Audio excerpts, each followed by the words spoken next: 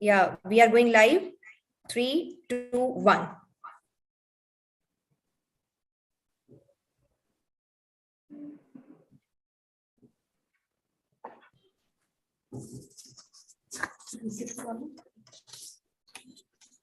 A warm welcome to all dear participants, academicians, research scholars, and dear students. I, Dr. Vinita Arora, organizing secretary of this e-conference, on behalf of the whole organizing team, welcoming our guests, our eminent speakers, and our wise audience, our participants. Today's National E-Conference, Decoding Union Budget 2022, Prospects and Challenges, is organizing by Government BANGUR PG College PALI under the aegis of IQAC in collaboration with Seth RL Saharia Government PG College Kaladera, Jaipur. This e-conference shall provide a forum to interface and exclusive analysis on different perspectives and challenges regarding the Union Budget 2022. So, today's tactical experts, our key speakers of different sessions are Professor Uday Lal Paliwal, Dean, Institute of Commerce, Nirma University, Ahmedabad, Gujarat. Professor S.S. Somra, Department of Economics, University of Rajasthan, Jaipur. Dr. Mahesh Srivastava, Associate Professor, Department of Economics, Government Digvijay PG Autonomous College, Rajnandgaon, Chhattisgarh. Also, I'm feeling great pleasure with the name of our guest of honor, Dr. Lalita Yadav, State Co-Nodal Officer, Innovation and Skill Development Cell, Commissionerate of College Education, Rajasthan, Jaipur. And finally, our organizing team members, Dr. Sangeeta Verma, Principal and Chief Patron, Government BANGUR College, Pali. Dr. S.R. Kumawat, Principal and Patron, Government College, Kaladera, Jaipur. Dr. Shushma Sharma as Conference Convener. Dr. Usha Rathi as Conference Director. And Dr. Seema Parekh and myself, Dr. Vinita Arora, as Organizing Secretary. Once again, welcome to all you in this e-conference. कोई भी कार्यक्रम की शुरुआत मां शारदे की स्तुति के बिना, मां शारदे को नमन किए बिना नहीं हो सकती। विद्या की देवी मां सरस्वती के पूजन एवं दीप प्रज्वलन हेतु हमारी पूरी टीम, आयोजन टीम ने एक छोटा सा प्रयास किया है और ये प्रयास वीडियो के रूप में आप सभी के सामने शेयर करना चाहूंगी।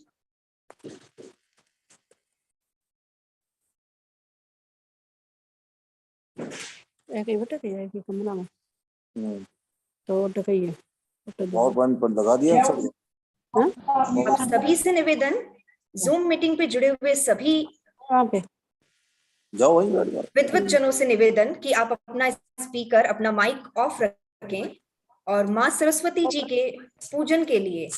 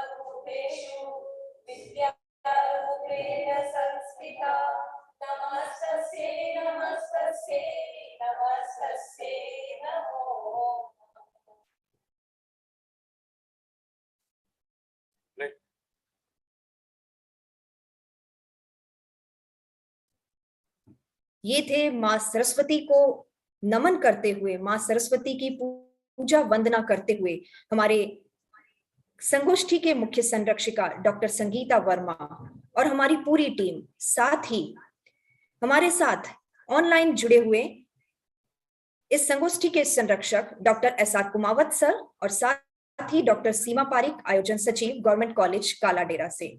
मां सरस्वती के विधिवत पूजन एवं वंदन के बाद इस कार्यक्रम की विधिवत शुरुआत करती हूँ।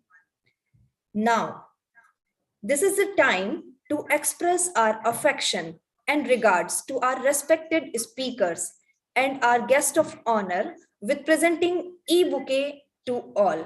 Now, this is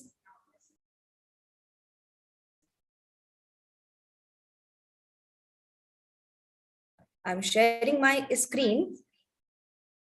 And now, our principal and chief patron, Dr. Sangeeta Verma, is presenting e-bouquet to our key speaker of first technical session, Professor Uday Lal Paliwal sir. Sir आपका बहुत बहुत स्वागत है इस ई संगोष्ठी में। इसी के साथ इसी क्रम में doctor S.R. Kumawat, principal and patron from government college Kala Dera, you are presenting bouquet to our next speaker, our key speaker of second technical session, Professor S.S. Somra, Department of Economics, University of Rajasthan, Jaipur. Sir, हमारी पूरी team की तरफ से आपका बहुत बहुत स्वागत एवं अभिनंदन। इसी के साथ हमारे तृतीय सत्र के मुख्य वक्ता doctor Mahesh Shrivastava, associate professor, department of economics, government Digvijay PG autonomous college Rajnandgaon, Chhattisgarh से आपका स्वागत एवं अभिनंदन करती हुई हमारी कॉन्फ्रेंस डायरेक्टर, हमारी संगोष्ठी की निदेशिका डॉक्टर उषा राठी, आपका बहुत बहुत स्वागत सर, बहुत बहुत अभिनंदन इस कॉन्फ्रेंस में। साथ ही अब बारी है हमारे guest of honour doctor Lalita Yadav. मैं सभी को बता देना चाहती हूं कि ललिता यादव मैम आप स्टेट को नोडल हैं, आप innovation cell commissionerate of college education Rajasthan Jaipur से हमारे साथ जुड़ी हुई हैं। फिलहाल वो किसी कार्यक्रम में व्यस्त है, लेकिन बहुत शीघ्र ही वो हमारी इस मीटिंग में, हमारी इस संगोष्ठी में हिस्सा लेंगी।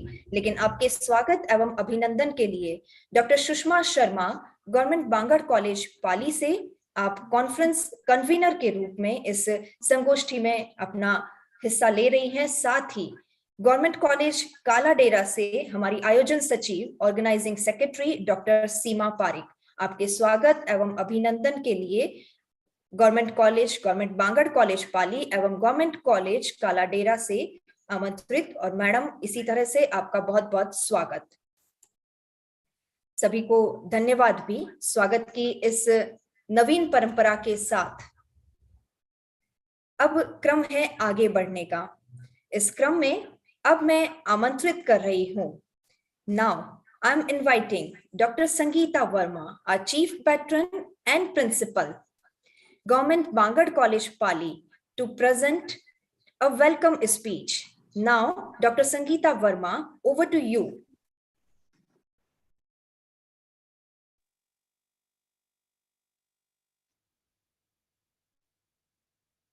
Dr. Sangeeta Verma, ma'am. Yes, thank you, Vinita ji. Namaskar, good afternoon to all. Respected Dr. S.R. Kumawat, Principal, Government PG College, Kala Dera, Jaipur. Organizing Secretary, Dr. Seema Parikh, from Government PG College, Kala Dera. Dr. Vinita Arora, from Government Bangur College, Pali. Dr. Sushma Sharma, Conference Convener. Dr. Usha Rathi, Conference Director. Our esteemed and distinguished speakers, Professor Uday Lal Paliwal sir, Dean, Institute of Commerce, Nirma University, Ahmedabad. Professor S.S. Somra, he's from Department of Economics, University of Rajasthan, Jaipur. Dr. Mahesh Srivastava, he's from Nandgaon, Chhattisgarh, Rajnandgaon, Chhattisgarh. Dr. Lalita Yadav, State Commissioner College Education, all respected faculty members, dear participants and students, I feel immense pleasure to welcome you all on this special event of National E-Conference on Decoding Union Budget 2022-23 Prospects and Challenges. From almost past 2 years, we are facing a great hardship of COVID-19, which has cost dear Indian lives and livelihoods. At the same time, our country has done remarkably well to show firm resolve and economic resilience. The Union Budget 2022-23 is a 25-year lead up to India's 100-year independence. It aims to harness the momentum that made India the fastest growing large economy, targeting new growth opportunities in the green economy and tech industries. The roadmap for economy from India at 75 to India at 100 is focused on 4 key pillars of development: inclusive development, productivity and enhancement, energy transition, and climate action. Now, as the nation continues to fight the effects of COVID-19, it looks to boost the resilience of its public health care system.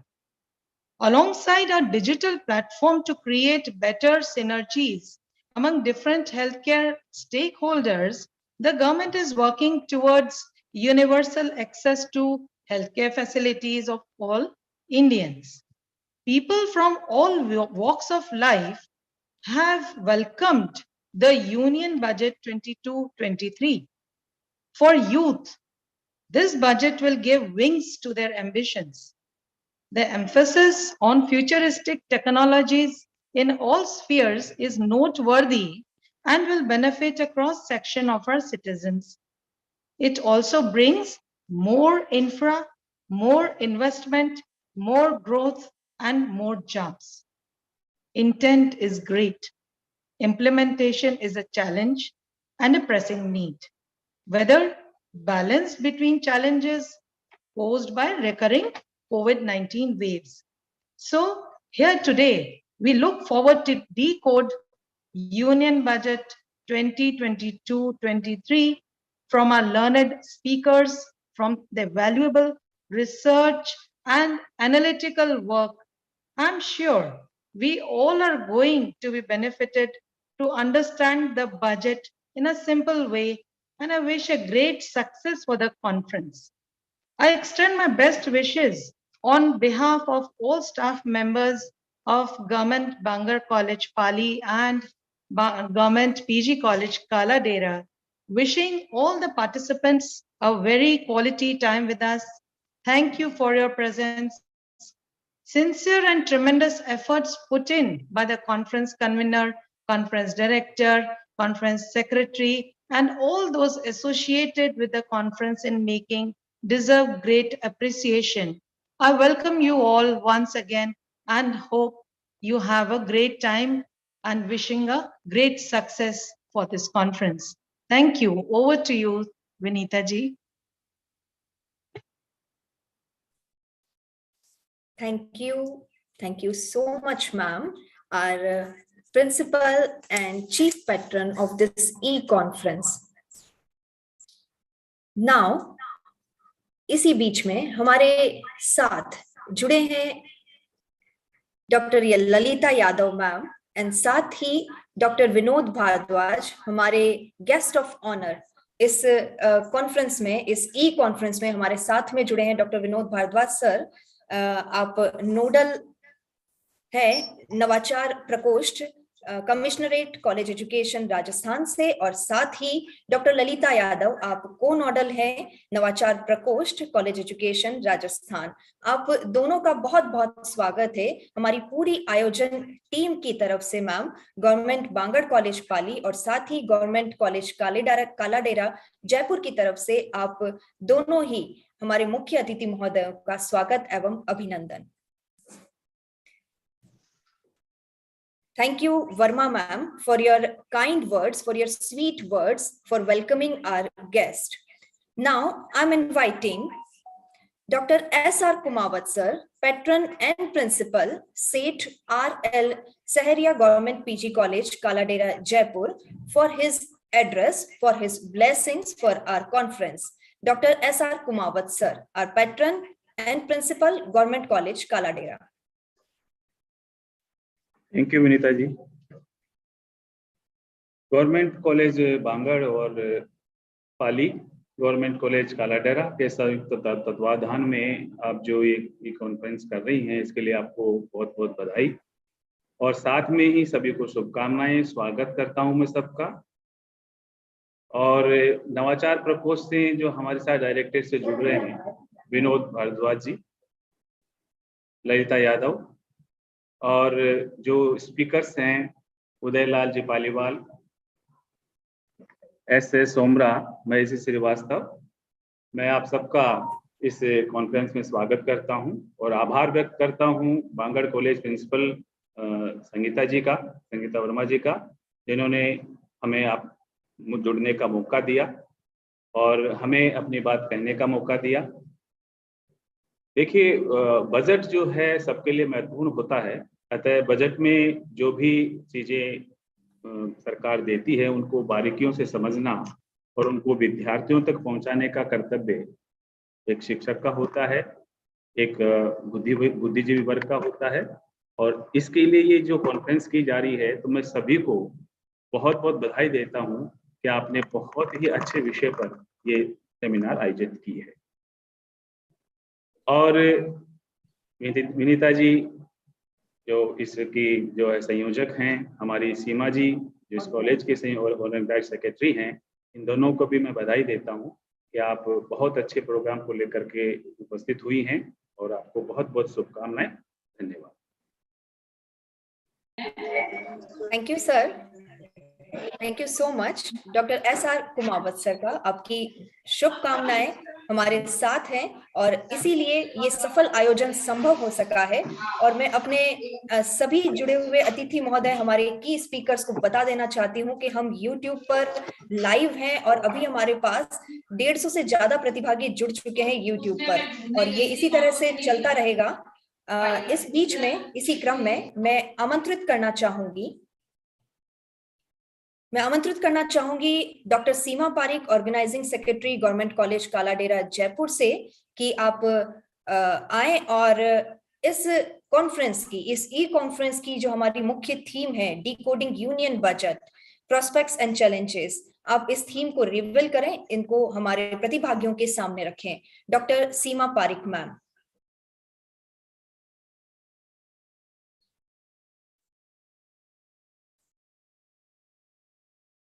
Dr. Seema Parikh, please unmute yourself.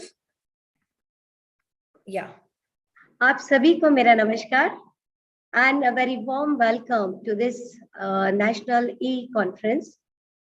Every year, budget is one of the most awaited documents for all sectors of an economy.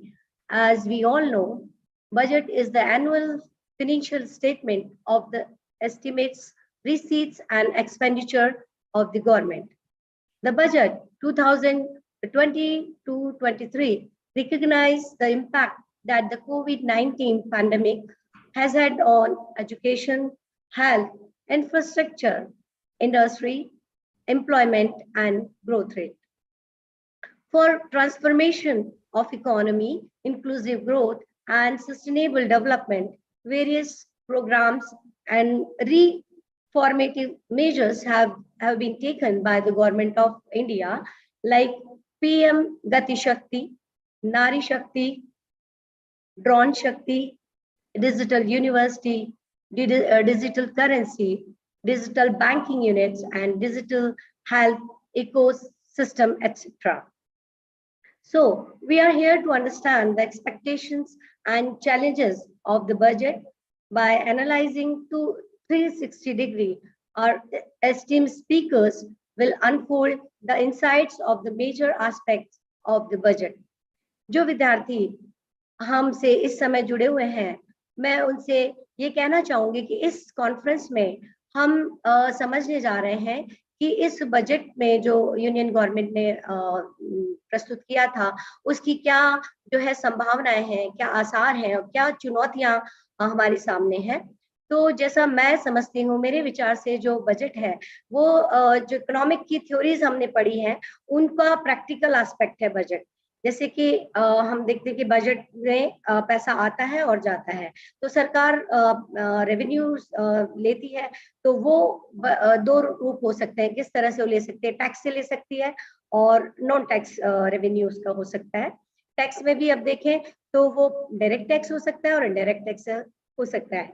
Economic theory में हमने पढ़ा है कि जो indirect taxes होते हैं उनसे जो है इन्फ्लेशन बढ़ती है या महंगाई बढ़ती है। अभी जैसे इसी बजट में सरकार ने जो अनब्लेंडेड फ्यूल है उस पे जो है इनडायरेक्ट टैक्स लगाया है, तो इसके कारण क्या होगा कि फ्यूल पे लगा है इसलिए ट्रांसपोर्टेशन कॉस्ट बढ़ेगी और अन्य जो कॉस्ट है, अन्य चीजों की भी कॉस्ट बढ़ जाएगी। इससे क्या होगा, महंगाई को बढ़ावा मिलेगा। अब इसको काउंटर करने के लिए सरकार ने डायरेक्ट टैक्स जो है उसमें उसके तरफ भी प्रयास किए हैं और भी प्रयास किए हैं, पर इनकम टैक्स की तरफ अगर हम देखें तो सरकार ने उसमें अब जो छूट दी थी कि दूसरा मकान व्यक्ति खरीदता था उसमें उसको ब्याज पे छूट मिलती थी, वो अब समाप्त कर दी है। इस तरह से क्या होगा कि जो व्यक्ति है उसको इनकम टैक्स ज्यादा देना पड़ेगा, उसकी सेविंग्स जो है वो कम हो जाएगी, परचेजिंग पावर कम हो जाएगी, क्रय शक्ति कम हो जाएगी और इस तरह से इन्फ्लेशन को जो है कम होगी इससे।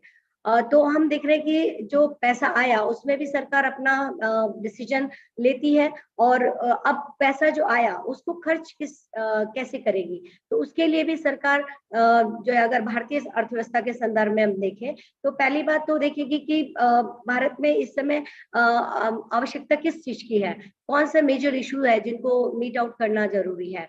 तो जैसे हम देख रहे हैं बेरोजगारी की समस्या है जो बहुत गहरा गई है कोविड-19 के बाद से, तो सरकार को इसकी जो है आवश्यक रूप से सरकार को इसको और प्रयास करना पड़ेगा कि वो व्यापक स्तर पे रोजगार सृजन करे और जो है रोजगार के साथ साथ और चीजें जो लगी है उसमें अन्य क्षेत्रों में भी ध्यान दे। तो जैसे रोजगार की बात आई तो सरकार को रोजगार बढ़ाना है। अब सरकार अगर इकोनॉमिक के पॉइंट ऑफ व्यू से देखें तो वो जाएगी इसको एम्प्लॉयमेंट लोच की बात करते हैं हम इसमें, तो अगर सरकार जो है ये सिद्धांत है कि एम्प्लॉयमेंट लोच जो है निर्माण क्षेत्र में सबसे ज्यादा होती है, जो कंस्ट्रक्शन सेक्टर है उसमें अगर निवेश किया जाए तो सबसे ज्यादा रोजगार उसमें बढ़ता है। और इसी थ्योरी को अप्लाई करते हुए सरकार ने इस अपने बजट में जो है पीएम गति शक्ति योजना लागू की है।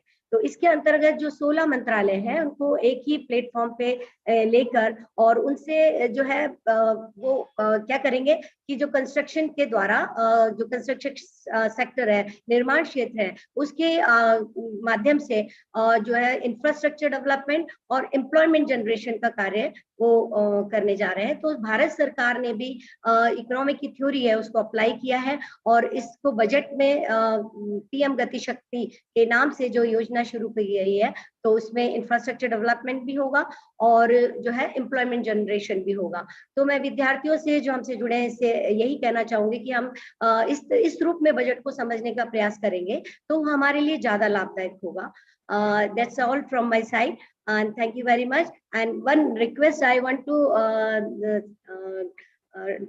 say that our speakers that please please speak in Hindi also, because most of our students are from rural areas and they will be it will be easier for them to understand in Hindi. Thank you very much.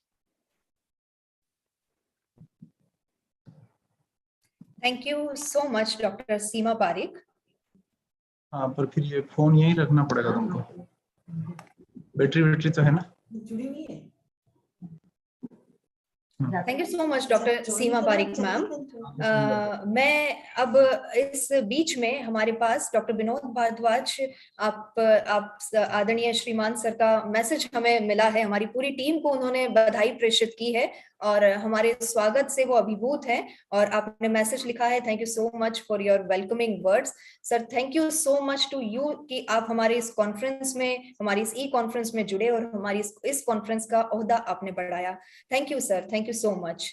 अब मैं आमंत्रित करती हूँ हमारी guest of honour doctor Lalita Yadav ma'am को, state को nodal officer ISDC commissionerate of college education Rajasthan Jaipur को, कि वे आए और अपना उद्बोधन दें। आपके शब्दों के लिए, आपके प्रेरणादायी शब्दों के साथ हम अभिभूत रहेंगे मैम।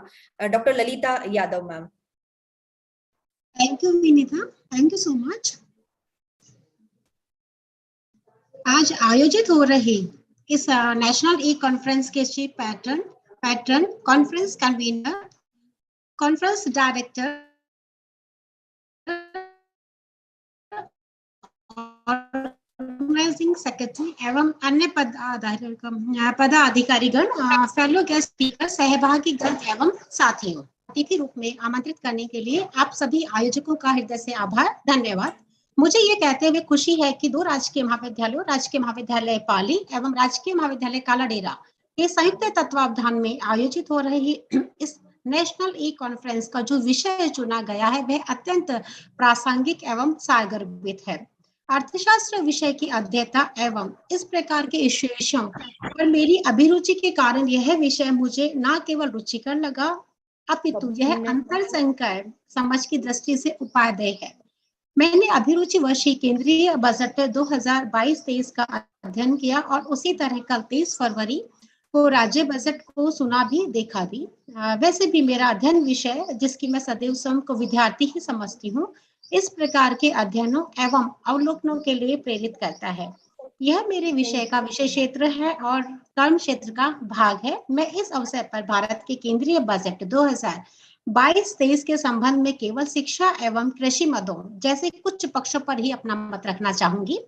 आजादी के 75 वर्ष पूरा होने पर हमारा देश स्वतंत्रता का शतक पूरा करने के लिए अधिशेष 25 वर्ष के काल में प्रवेश कर गया है और वित्त मंत्री ने इस काल को अमृत काल की संज्ञा देकर देश के विकास और देशवासियों के प्रति सरकार की प्रतिबद्धता का नया स्वरूप प्रस्तुत किया है। सरकार ने इस अमृत काल में देश के विकास के प्रति अपने दृष्टिकोणों के 3 लक्ष्य निर्धारित किए हैं। पहला, विकास एवं समग्र कल्याण पर फोकस करना। दूसरा, टेक्नोलॉजी आधारित विकास, ऊर्जा संक्रांति, जलवायु उन्मुख कार्यों को प्रोत्साहित करना।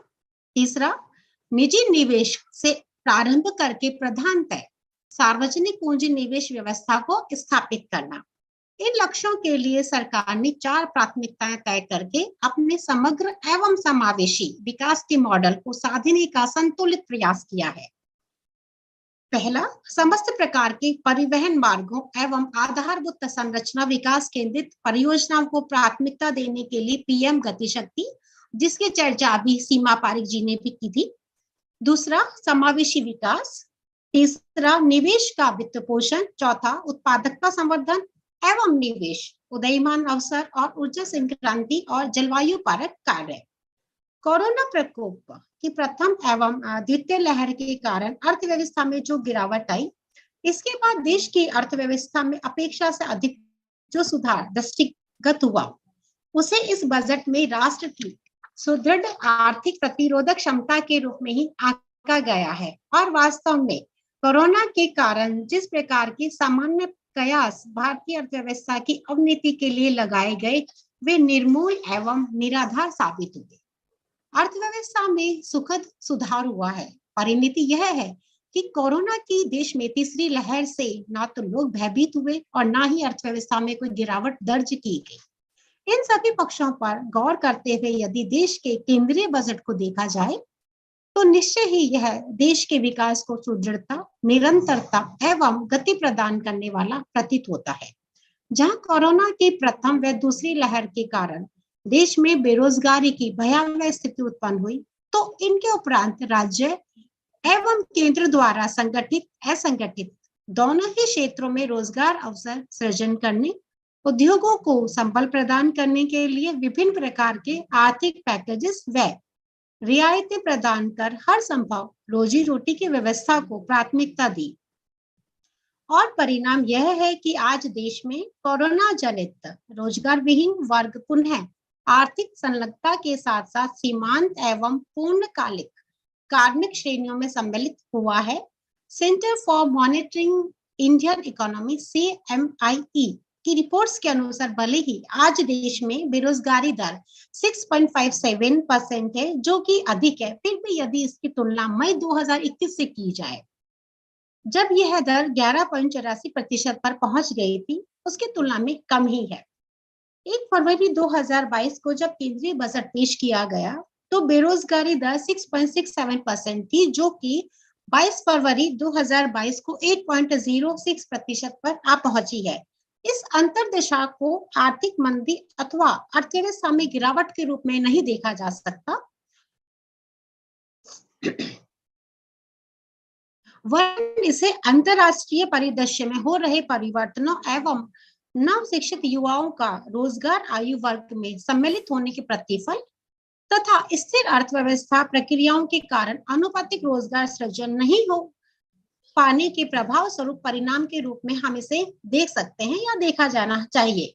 इस बजट में 60 लाख नौकरियों के अवसर सृजित करने का एक लक्ष्य प्रस्तावित किया गया है, जो कि पढ़े लिखे वर्ग के लिए मेगा अवसर के रूप में प्रतीत होता है। फिर भी अर्धकुशल एवं अकुशल वर्ग के लिए संगठित क्षेत्र में पूर्णकालिक रोजगार के अवसर सृजित करने की अभी भी आवश्यकता है। सरकार द्वारा युवाओं में रोजगारोन्मुख कौशल क्षमता विकास के लिए किए जा रहे विभिन्न उपक्रमों को संबल प्रदान करते हुए virtual lab and skilling e labs to promote critical thinking skill and stimulate learning environment, digital ecosystem for skilling and livelihood and promoting startup जैसी घोषणाएं निश्चय ही उद्यमिता एवं राज्य वित्त पोषित निजी भागीदारी से रोजगार अवसर सृजन की सराहनीय पहल है। अतः भारत के केंद्रीय बजट 2022-23 में कोरोना की पीड़ा और विभीषिका को दरकिनार करते हुए देश के विकास और आर्थिक पुनरुत्थान के लक्ष्य को साधने के लिए अनेक उपागम प्रस्तावित किए गए हैं। विकास की दृष्टि को सर्वोपरि स्थान देते हुए कृषि, उद्योग, आधारभूत ढांचा विकास, स्वास्थ्य, शिक्षा के लिए पिछले बजट की तुलना में बेहतर वित्तीय प्रावधान प्रस्तावित किए गए हैं। वर्तमान प्रस्तावित बजट 16,11,781 करोड़ रुपए का है, जो कि विगत बजट 2021-22 से 2,91,728 करोड़ रुपए अधिक है। सूचना प्रौद्योगिकी के इस युग के परिप्रेक्ष्य में डिजिटल लर्निंग एवं ई क्लासरूम की सुविधाएं अवश्य बहुत ही आवश्यक हैं। इस बजट में विश्व स्तरीय शिक्षा गुणवत्ता के लिए डिजिटल यूनिवर्सिटी की स्थापना, उत्कृष्ट शिक्षकों द्वारा उच्च गुणवत्ता के ई कंटेंट्स की डिलीवरी जैसे उपागम, शिक्षा में गुणवत्ता, बाधा रहित मुक्त शिक्षा प्रणाली, वृहद स्तरीय शिक्षण व अध्ययन व्यवस्था की दृष्टि से महत्वपूर्ण प्रस्ताव है, जहां एक और नई शिक्षा नीति अनुशासन बंधित मुक्त शिक्षा अवसरों एवं सुविधाओं की बात करती है। वहीं डिजिटल यूनिवर्सिटी की स्थापना शिक्षा नीति के इस लक्ष्य के हित साधक व पूरक रूप में प्रतीत होती है। शिक्षा के लिए 1,04,278 करोड़ रुपए का बजट प्रस्तावित किया गया है, जो कि पिछले बजट की तुलना में 11,054 करोड़ रुपए अधिक है। सरकार की यह मंशा शिक्षा में गुणवत्ता विकास, सर्वसुलभता एवं प्रसार के प्रति प्रतिबद्धता को प्रदर्शित करती है, दर्शाती है। कृषि व्यवसाय को प्रोत्साहित करने एवं सुविधा विकास के साथ साथ जोखिम कम करने के लिए इस बजट में प्रावधान प्रस्तावित किए गए हैं। रसायन मुक्त प्राकृतिक कृषि को प्रोत्साहन, कृषि उत्पादों का फसल उपरांत मूल्य संवर्धन, उपभोग एवं ब्रांडिंग के लिए विशेष प्रावधान प्रस्तावित करने से किसानों को उनके कृषि उत्पादों का उचित मूल्य प्राप्त करने में सहायता मिलेगी। इससे उनकी आय में भी इजाफा होगा। उसके साथ साथ कृषि व्यवसाय को भी एक प्रोत्साहन मिलेगा। PPP मोड में किसानों के लिए डिजिटल एवं हाईटेक सेवाओं की उपलब्धता, कृषि स्टार्टअप को वित्त पोषित करने के प्रस्तावों से कृषि क्षेत्र के विकास को संबल मिलेगा। सिंचाई स्रोत एवं सुविधाओं में विस्तार से सिंचित क्षेत्र का प्रसार होगा और कृषि उत्पादन में वृद्धि होगी। कृषि क्षेत्र के विकास के लिए इस बजट में 1,15,521 करोड़ रुपए का बजट प्रावधान किया गया है, जो कि शिक्षा, स्वास्थ्य, सामाजिक विकास जैसे महत्वपूर्ण मदों से कहीं अधिक है। इस प्रकार केंद्रीय बजट के अन्य भागों को सकारात्मक दृष्टि के साथ देश के विकास के लिए हितकारी स्वरूप में आंका जा सकता है। आप सभी को इस कार्यक्रम की सफलता सारगर्भित विमर्श आयोजन के लिए मेरी शुभकामनाएं। धन्यवाद। Thank you so much Lalita Yadav ma'am. आपने हमें शुभकामनाएं प्रेषित की और वास्तव में कुछ ऐसे मुद्दों को उठाया है जिनकी हमें इस संगोष्ठी में चर्चा की आवश्यकता है। अब मैं नेक्स्ट आमंत्रित करती हूँ doctor Usha Rathi ma'am, conference director.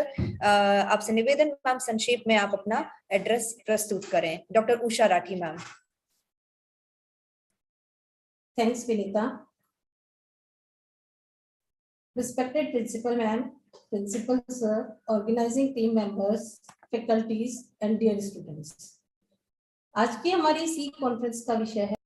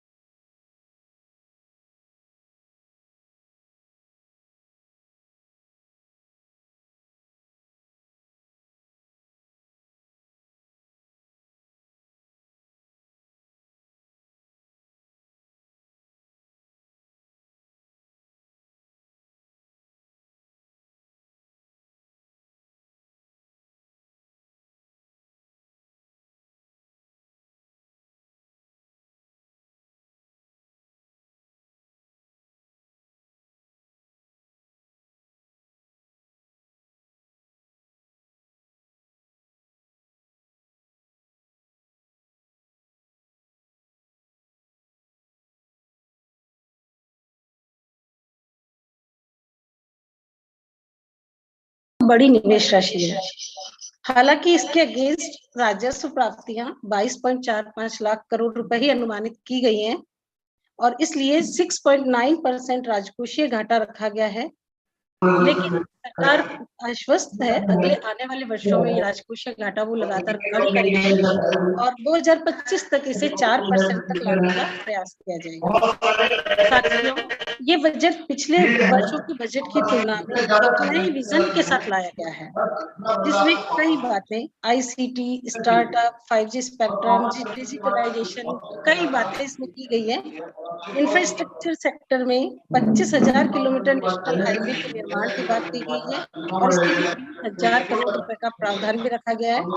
पर्वतमाला परियोजना के अंतर्गत दूर दराज पहाड़ी इलाकों में रहने वाले लोगों की सुविधाओं पर ध्यान केंद्रित किया गया है और उन्हें सड़क निर्माण द्वारा जोड़ने का प्रयास किया जा रहा है ताकि वहां से माइग्रेशन कम हो सके तथा लोग सुविधा पूर्वक अपना जीवन यापन कर सके।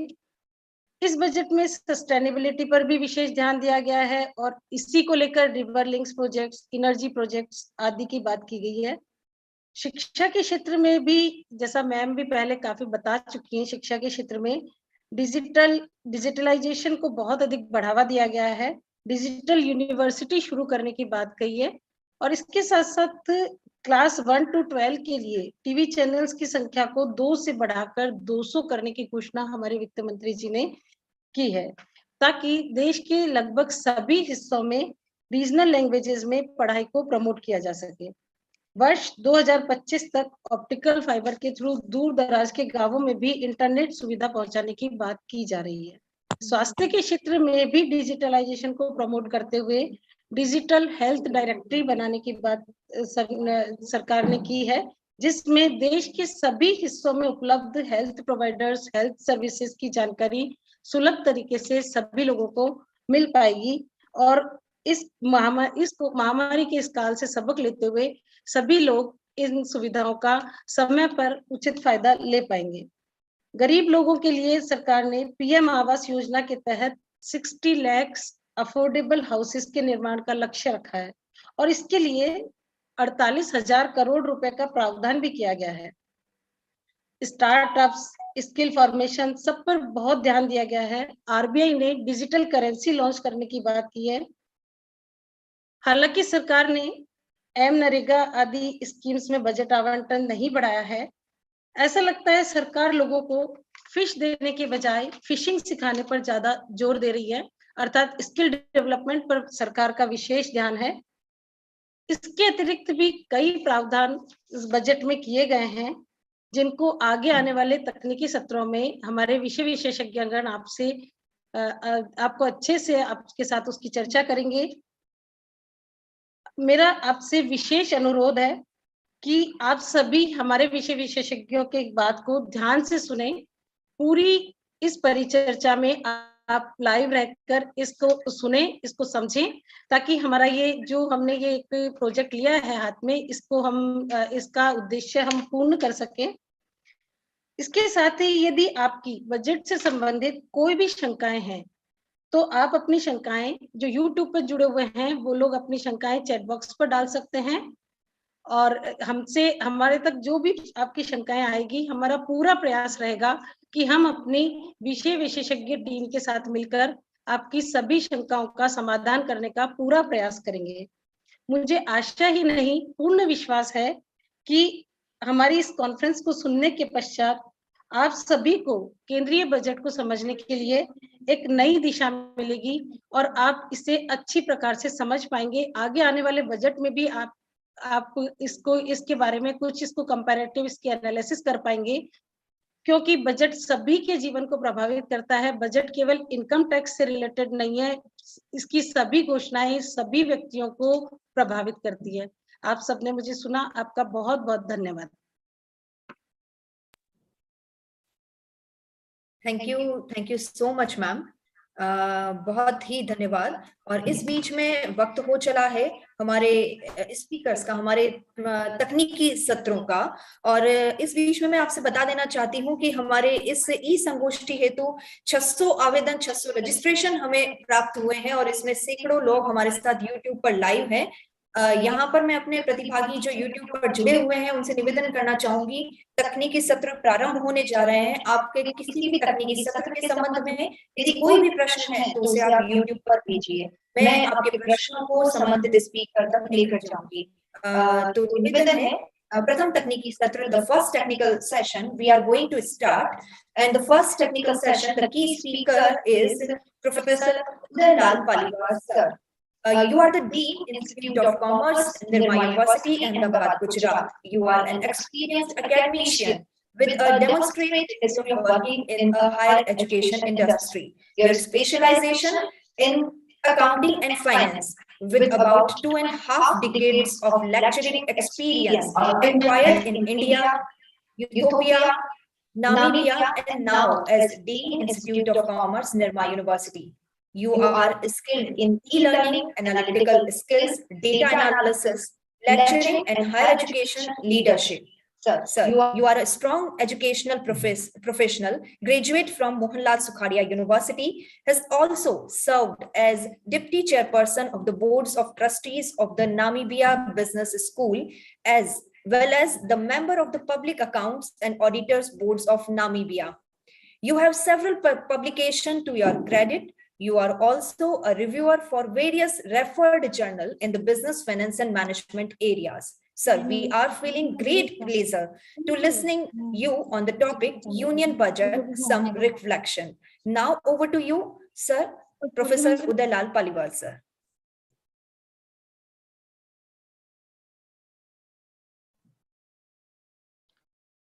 Good afternoon to all present. Am I audible? Yes, sir, you are completely audible. Fine, thank you so much. Thank you so much, Dr. Vinita ji, for such a nice, detailed introduction. Thank you. Thanks to the conference organizers, especially Professor Samita Verma ji, Dr. S.R. Kumawat sahab, Vinita ji, Dr. Sushma Sharma ji, Dr. Usha Rathi, Dr. Seema Parikh ji, and my co-speakers, Professor Somra ji from Jaipur and Dr. Srivastava from Rajnandgaon, Chhattisgarh. I can see that and the esteemed guest from the higher education department, Dr. Lalita ji and others. Sorry, I do not have all the names with me.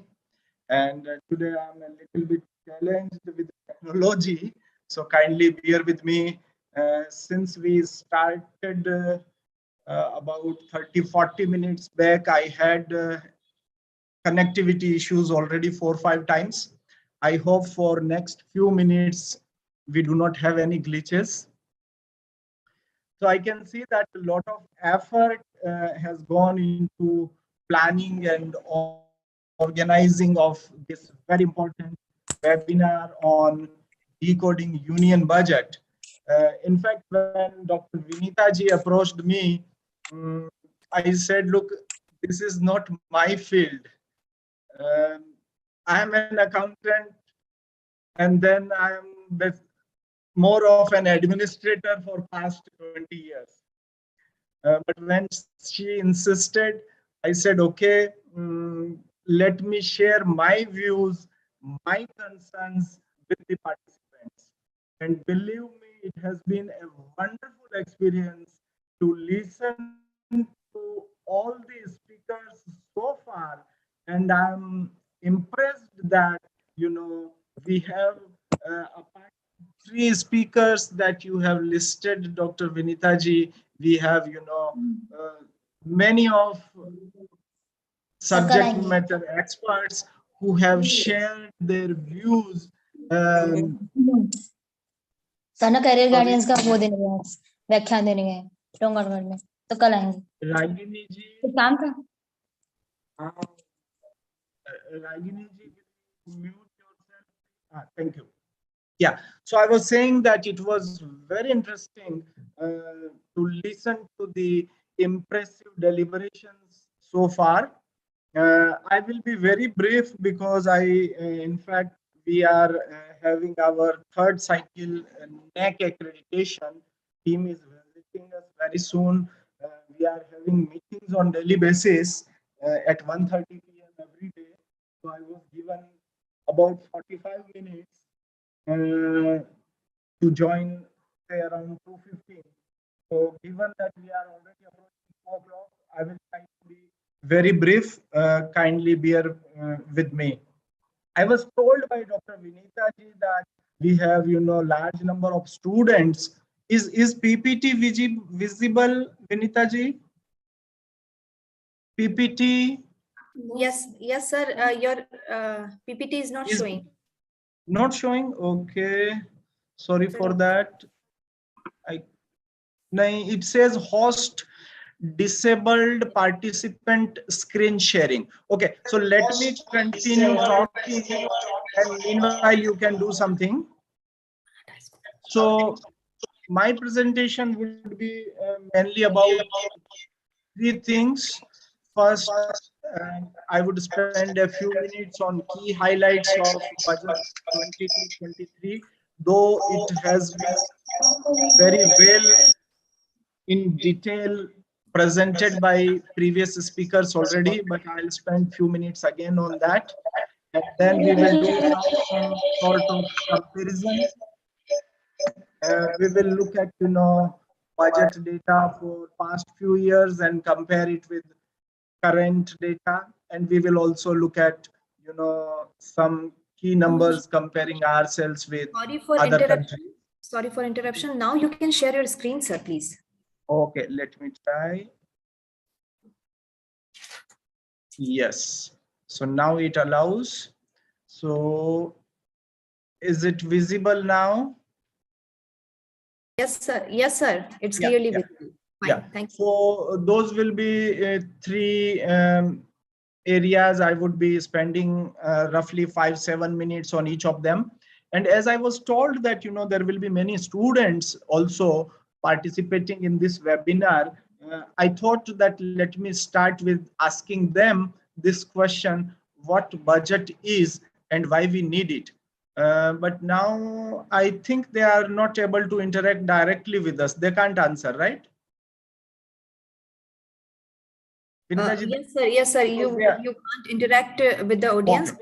Okay, But not we a problem. Not a problem. Yeah, I thought I will ask and hear from our youth, our students, what they think of a budget and why do they think it is important. But let me do it for them. As we all know, you know, I do not know how the perception, how the mindset has changed, especially among students. But earlier, when we used to be in classrooms, when we talk about budget, we will think mainly about income tax and some other tax provisions, and that's all. And if one goes beyond that, then one would think, okay, budget means what are the sources of revenue and what are the uses of it. And that is why I thought, let me talk to students about what budget is and why we need it. As we know, it is a planning tool. So the more important role of a budget is as a planning mechanism. It's a planning tool. It's a communication tool, and it's a monitoring tool as well. That means it helps government to plan its activities, send that communication across the country and elsewhere. It helps government to share its plans, its ideas, what it wants to achieve with everyone concerned. And towards the end, when implementation is done, at that time, if there are any challenges, the budgets may also be used as a monitoring tool. As the principal Sangeeta ji already said, that budget is very well thought of, a growth oriented budget which aims for inclusive growth. A lot of emphasis has been given on digitization, on environmental protection, so on and so forth. But the implementation is challenge. And that is the point I would like to highlight. And that is where the importance, the role of budget comes in, that it's not only about making the budget, presenting it and getting it approved by the parliament and then taking the credit. No. It doesn't end there. The major role of budget is there in implementation. If it is well implemented, it is then important. It makes difference. If the implementation remains a challenge, then it is of no use. And that is why the importance of budget is also as a monitoring tool. Well, it's also defined as a fiscal legislation which shows the proposed sources, tax as well as non-tax, and also proposed outlets or uses of the revenue collected by the government.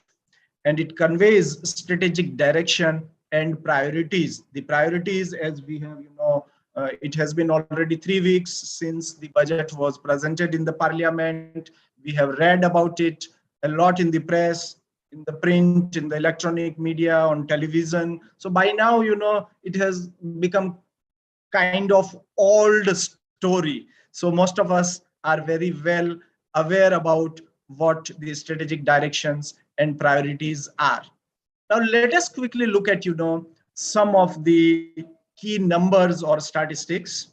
Well, it was already mentioned by one of the speakers about the digital assets, the cryptocurrency that would be launched by RBI. I'm skipping some of the numbers here because they have already been mentioned.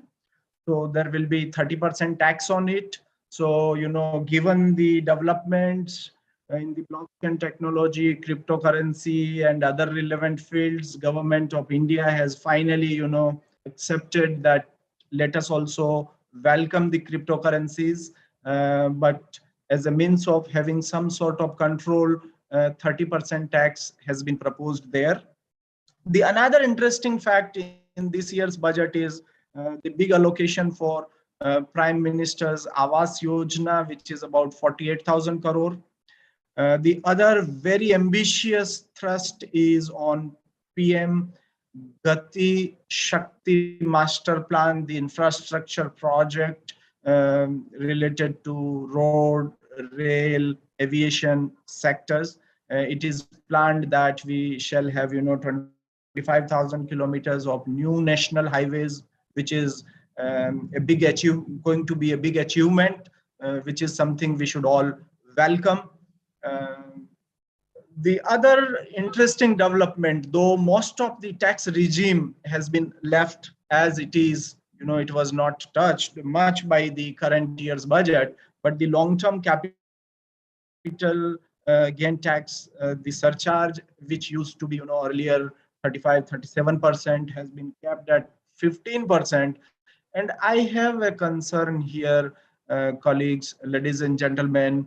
We have read in press, we are aware that the income disparity in our country and elsewhere also is increasing day by day. And this was, who has long-term capital gain? Those who are wealthy, who are well-to-do, who are better off than others. So they were paying a little bit of higher tax, which has now been reduced. So I have my concerns. Maybe policymakers, the finance minister and her team thinks otherwise, but in my opinion, this would have been avoided. The other interesting fact, the key highlight of this year's budget is that it is proposing to launch 75 digital banking units in 75 districts. That means we will be taking another giant leap towards embracing the fintech. And of course there is a lot of emphasis on solar capacity or solar energy also, which is again a welcome move. Now most of these numbers have already been mentioned by previous speakers, or they have been widely circulated in the press. I would skip them. Rather, let me spend some time on this slide. And here also I would like to draw the attention of our participants. Is cursor visible on the borrowings? Look, our total receipts, revenue receipts and capital receipts are 22 lakh crore, or roughly 23 lakh crores estimated to be for the budget year 22-23. And our borrowing is 16 lakh 61,196.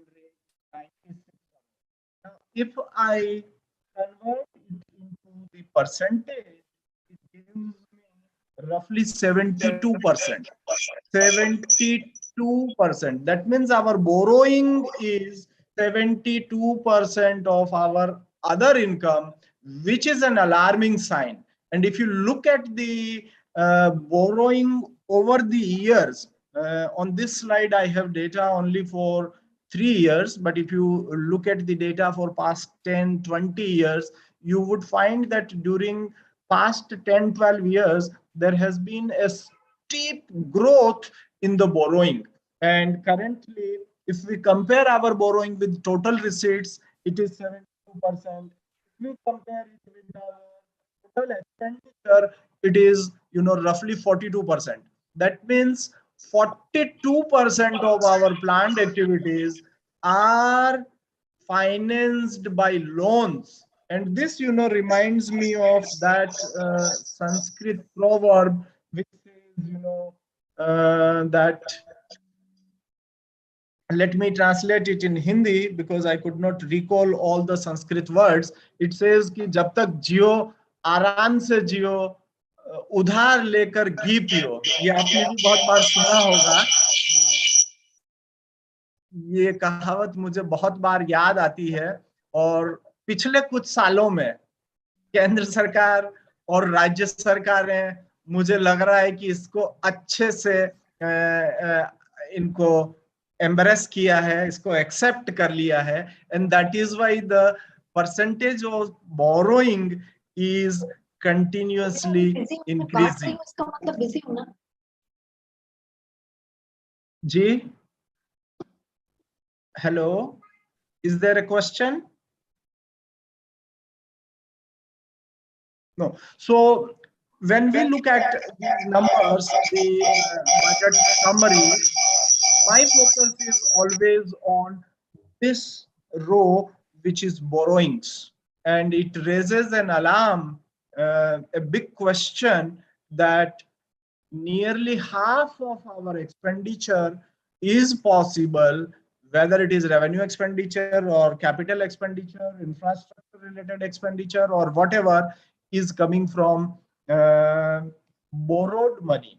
And that is why you will see that we are spending these days a huge amount of our receipts of our budget on interest payment. We have been borrowing, the government has been borrowing, and that is why the interest expense has been going up and up year after year. I had this data somewhere. Let me check.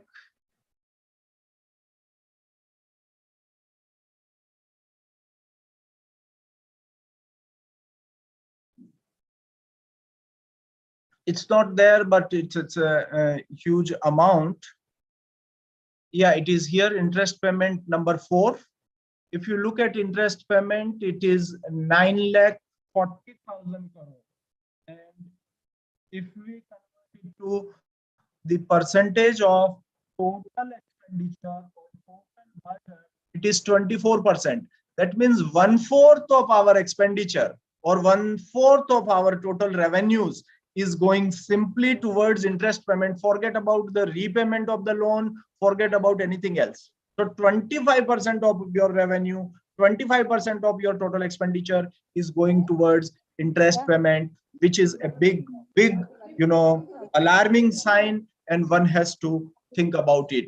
Will we continue increasing our borrowing like that, or is government going to have some better plans in future so that our growth can be supported, so that our growth can be financed with help of other sources of revenue, but not increasing amount of debt?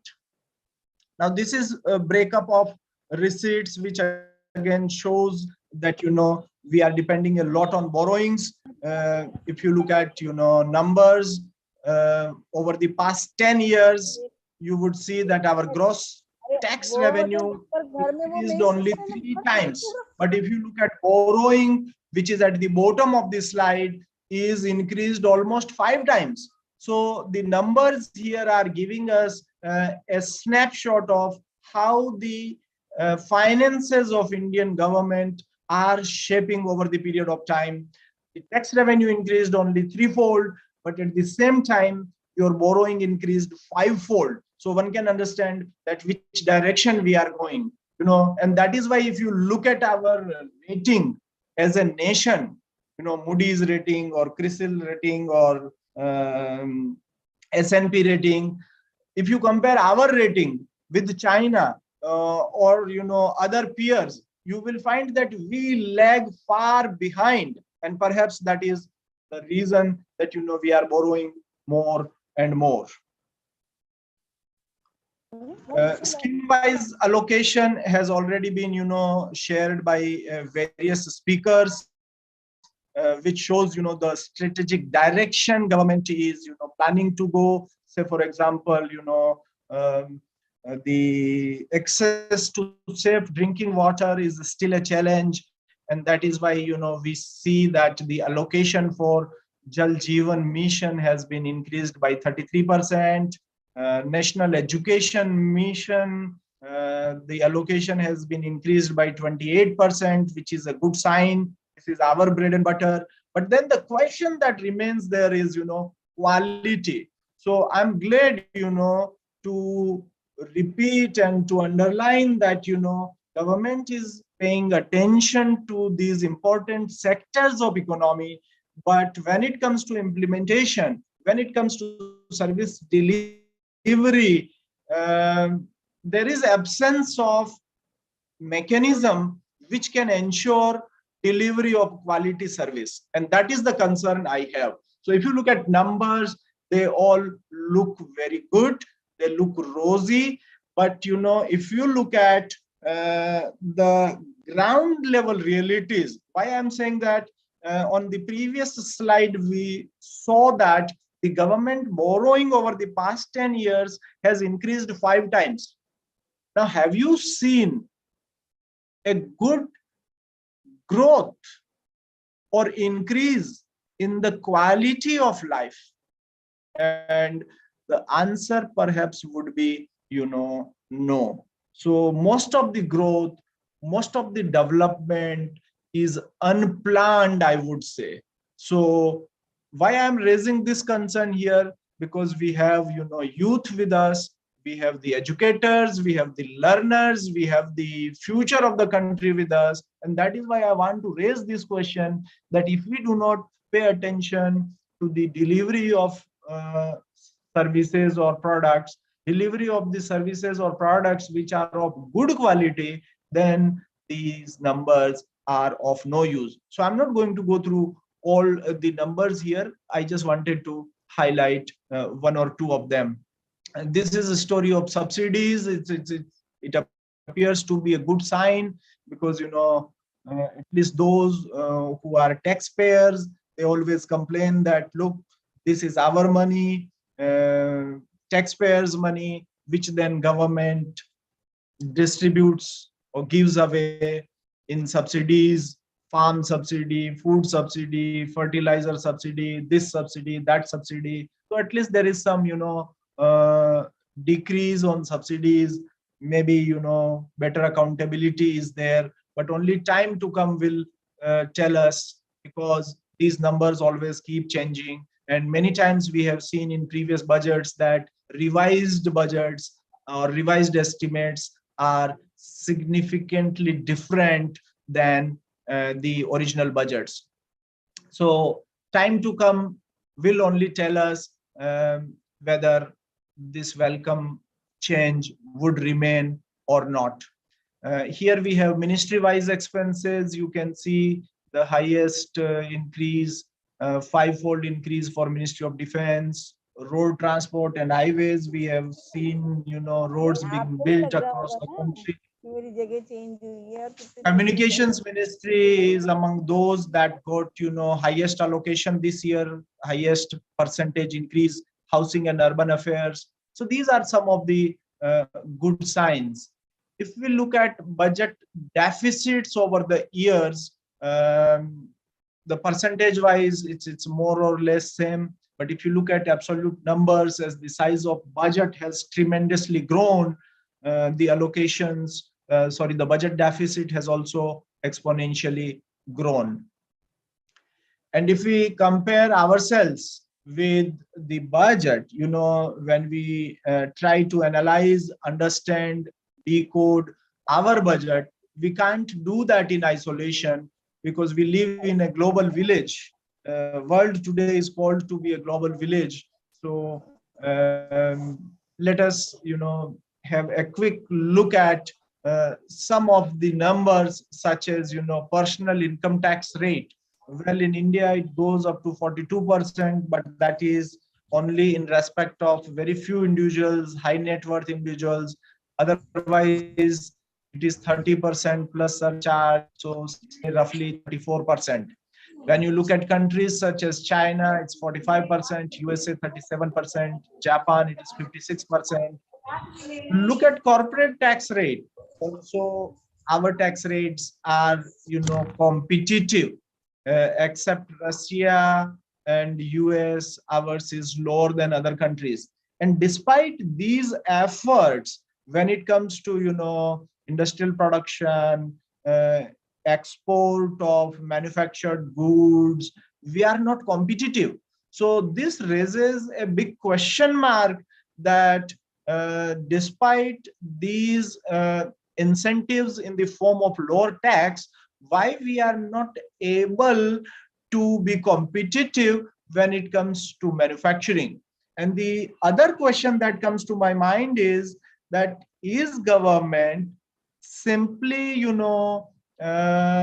concerned about the fiscal administration and then forgetting about the real infrastructure? Whether it is medicines, whether it is electronics, whether it is other consumer goods, we have started manufacturing more and more in the country. But if you look at ingredients, where they come from? They all come from China. So when will that time come that, we not only produce the final goods, but we also start producing the intermediate goods and raw materials? So that should be the direction. But I didn't see much of that in this budget. So of course, tax incentive is there. Corporates will embrace it. High net worth individuals or those earning good salaries or good income will like it. But what about industrial competitiveness? What about our, share in world exports? What about, the lifestyle, the living standard of the common man?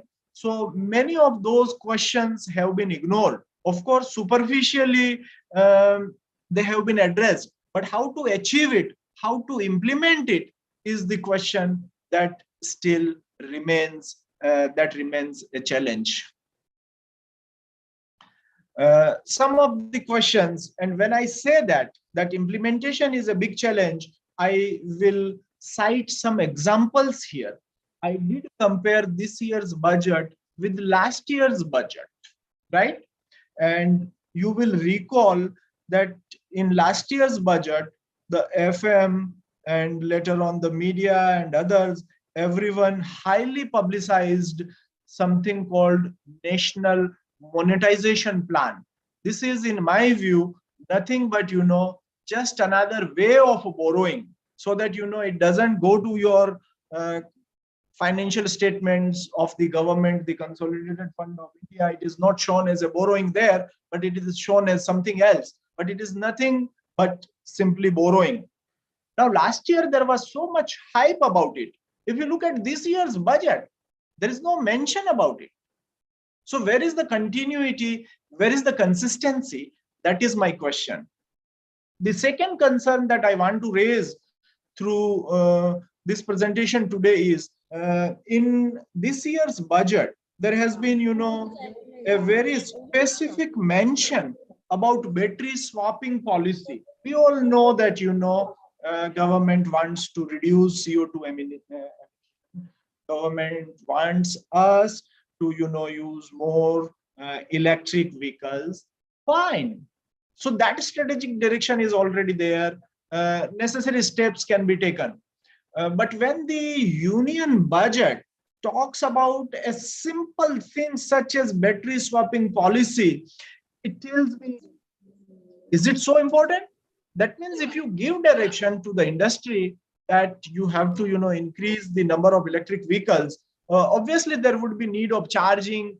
And when charging takes more time, industry will itself come up with a plan, or a solution that we should have certain designated places where battery can be exchanged, so that you need not wait for half an hour or an hour to charge your battery. You leave your battery there, you get other replacement, and you keep going. So why I am raising this point? Simply because sometimes in our budget, very small things are getting more attention, and many important things, the real implementation strategies are not there. My other two concerns that I have already raised, most of developing countries have got wealth tax, which we do not have. It has been kind of abolished. Corporate income tax is very low. So these are some of the concerns, because despite the corporate income tax rate being low, our industry is not competitive.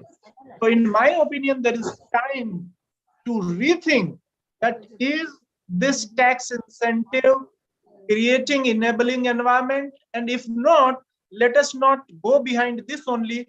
Let us come up with other strategies so that we can, increase productivity of our industry, increase productivity of our other sectors as well. So with those few words, I would like to stop here. I once again thank the organizers to invite me so that, I could listen to all the presenters. Believe me, it has been very impressive so far, and I'm glad to be here. Thank you very much. Thank you, sir. Thank you so much, sir. आपने अपने बहुत ही व्यस्त समय में से हमारे इस ई conference के लिए समय निकाला. Thank you so much sir. You have presented the comparative study of different aspects of our union budget. Also very interesting that you have presented the comparative studies of different countries with the India and raised some aspects that must to be discussed regarding that budget. Also, sir, you have given suggestion for that. But sir, as I'm watching the YouTube channel, some of our audience have raised the questions that I want to ask, if you permit. Dr. Paliwal? Yes, please. Yes, please. Yeah. Sir हमारी audience की तरफ से कुछ प्रश्न आपके लिए हैं. Sir doctor जय हाँ, बब्बर बताइए चाहते हैं. सर डॉक्टर जय बब्बर जानना चाहते हैं ये बजट सर या कोविड-19 की महामारी से निकलने के लिए पर्याप्त है? Is that enough to come out the effects of कोविड-19? Is that because we have less revenues but more expenditure, as you discussed in your presentation also, sir. So may you please give some light on that question, please, sir?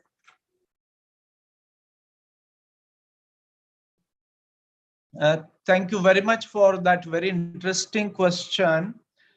It was already said by one of the speakers that we are, almost we have come out of the COVID effect. And the way we are moving on the recovery path, it shows the strength, the resilience of the Indian economy, which is a good sign. And I would say that, less revenue, higher expenditure is not because of COVID alone. If you look at the long-term trend, it has been like that only. So my suggestion would be that you don't look at 2021 and 2021-22 data, but you compare this year's with 2 years before, and you will find that trend has been increasing. So let us not say that it is all COVID effect. It's many other things. So I would say we are out of COVID effect. या sir आशा है doctor जय बब्बर आपको अपने प्रश्न का उत्तर मिल गया होगा. हमारे एमिनेंट स्पीकर हमारे सामने. सर एक प्रश्न और जो मैं लेना चाहूंगी इस डिस्कशन में, एक हमारी ऑडियंस की तरफ से ये प्रश्न आया है. सर हमारी जो टैक्स रेट इतनी ज्यादा होते हुए भी हम इतने रेवेन्यू क्यों नहीं कलेक्ट कर पाते हैं? जैसा कि हम अभी आपके प्रेजेंटेशन में सुन भी रहे थे कि जो कंपैरेटिव एनालिसिस आपने प्रेजेंट किया था डिफरेंट कंट्रीज एंड इंडिया का, तो हमारे एक श्रोता ये जानना चाहते हैं, एक ऑडियंस में एक हमारे एकेडमिशियन ये जानना चाहते हैं कि टैक्स रेट इतनी ज्यादा होते हुए भी क्या कारण है कि हमारे रिसिप्ट्स कम है, ग्लोबल लेवल पर भी हम अपने आप को रिप्रेजेंट नहीं कर पाते हैं. Sir reason for that?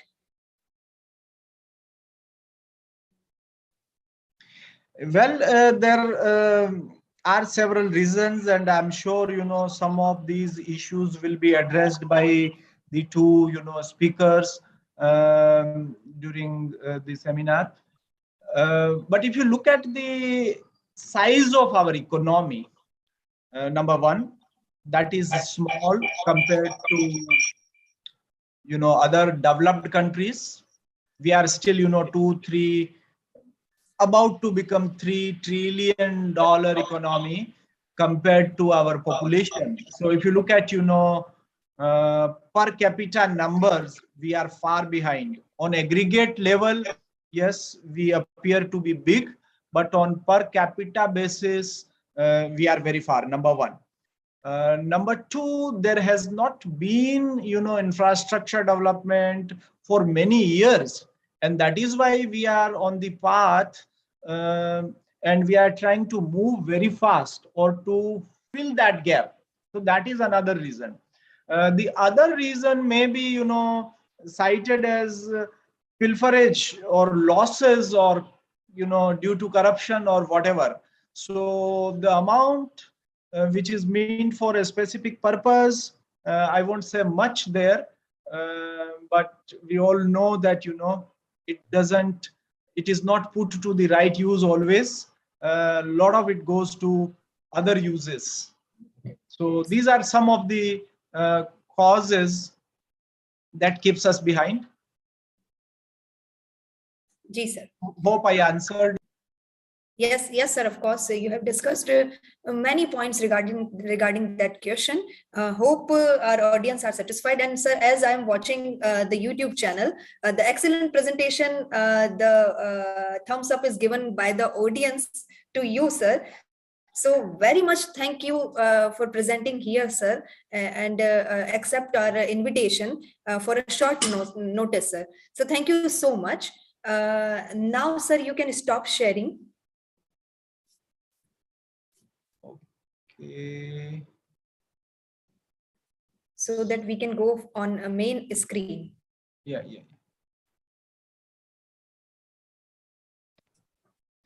Will you help? Okay, stop share. I found it. Yeah. Yeah. Please. Thank you. Thank you. And kindly excuse me, I have to rush to a meeting. We are having a NAC accreditation visit. Otherwise, I would have loved to stay here for the rest of the webinar.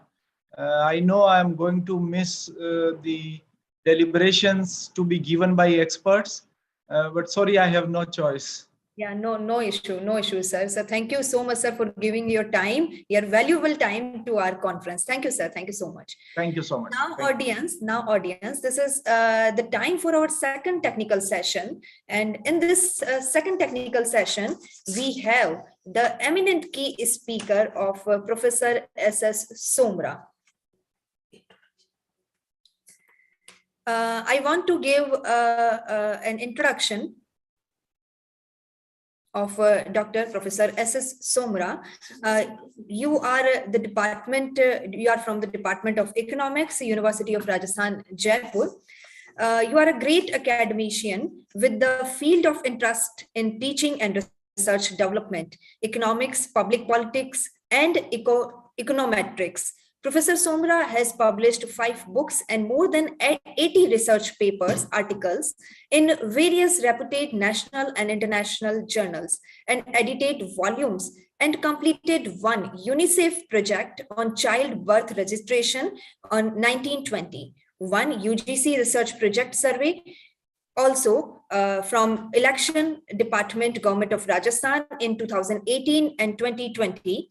Additionally, you are the member of many renowned academic councils and board of studies panels. You have presented your research paper in different international conferences at New York, Mexico, California, and many of the universities of Middle East countries and India also. So now we are meeting a great academic personality with the topic Macro Aspects of Union Budget 2022-23. So most welcome, Professor S.S. Somra, sir. Thank you, Dr. Sangeeta. Really. Dr. Vinita. Nice.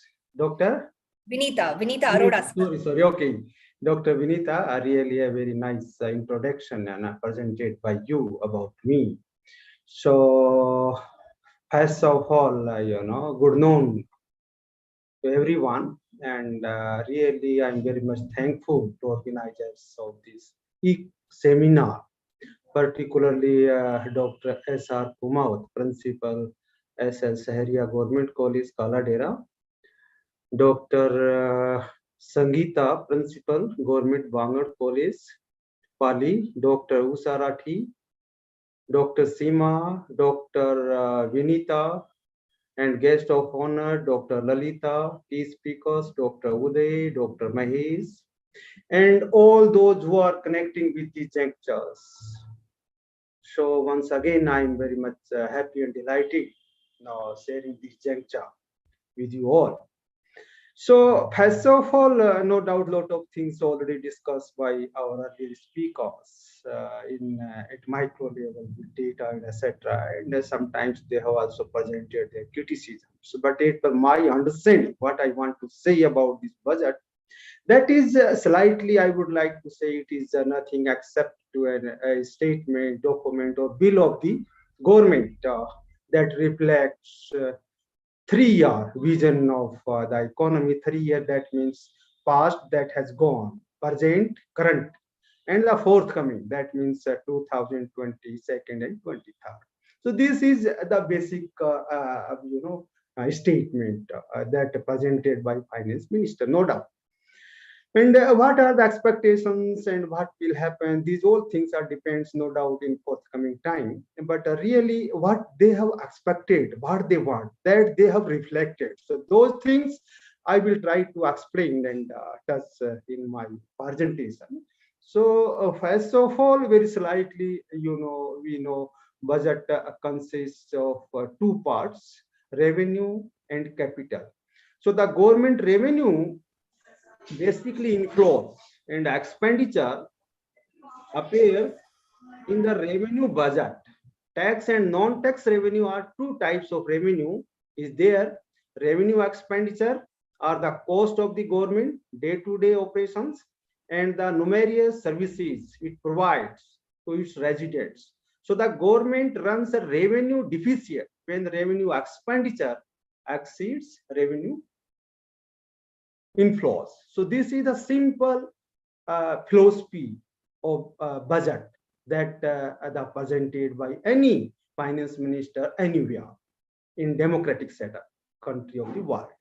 So now I'm directly coming on content of my today presentation, Union Budget 2022. So we are all aware on 1st February 2022, the finance ministers unveiled a progressive, growth-oriented, and pro-development budget. I have used the word progressive, so you keep in mind. Later on, we will discuss it how it is progressive. That laid the blueprint for growth of the Indian economy over the foreseeable future. So, despite repeated waves of the COVID-19 infection, supply chain disruption, and inflations, the Indian economy is expected to register a growth rate of 9.27% in the current financial year, implying that the overall economic activity has recorded or recovered from the pre-pandemic levels. This is the basic hypothesis.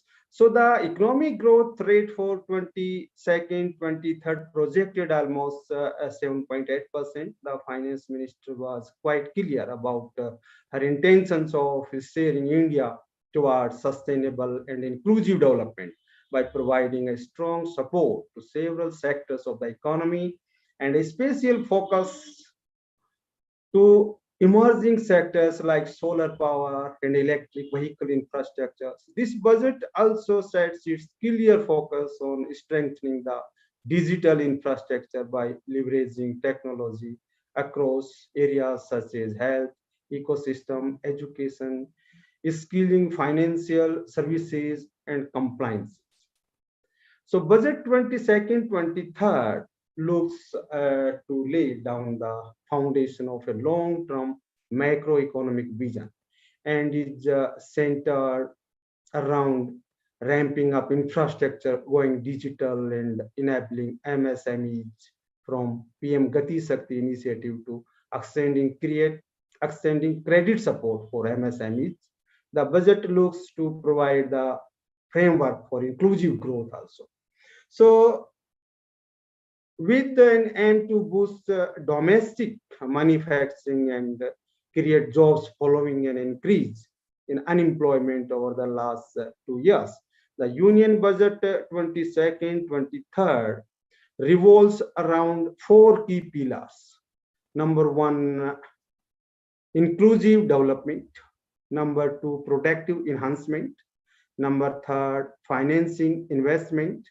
And 4th, PM Gati Shakti. Okay, so some of the key developments around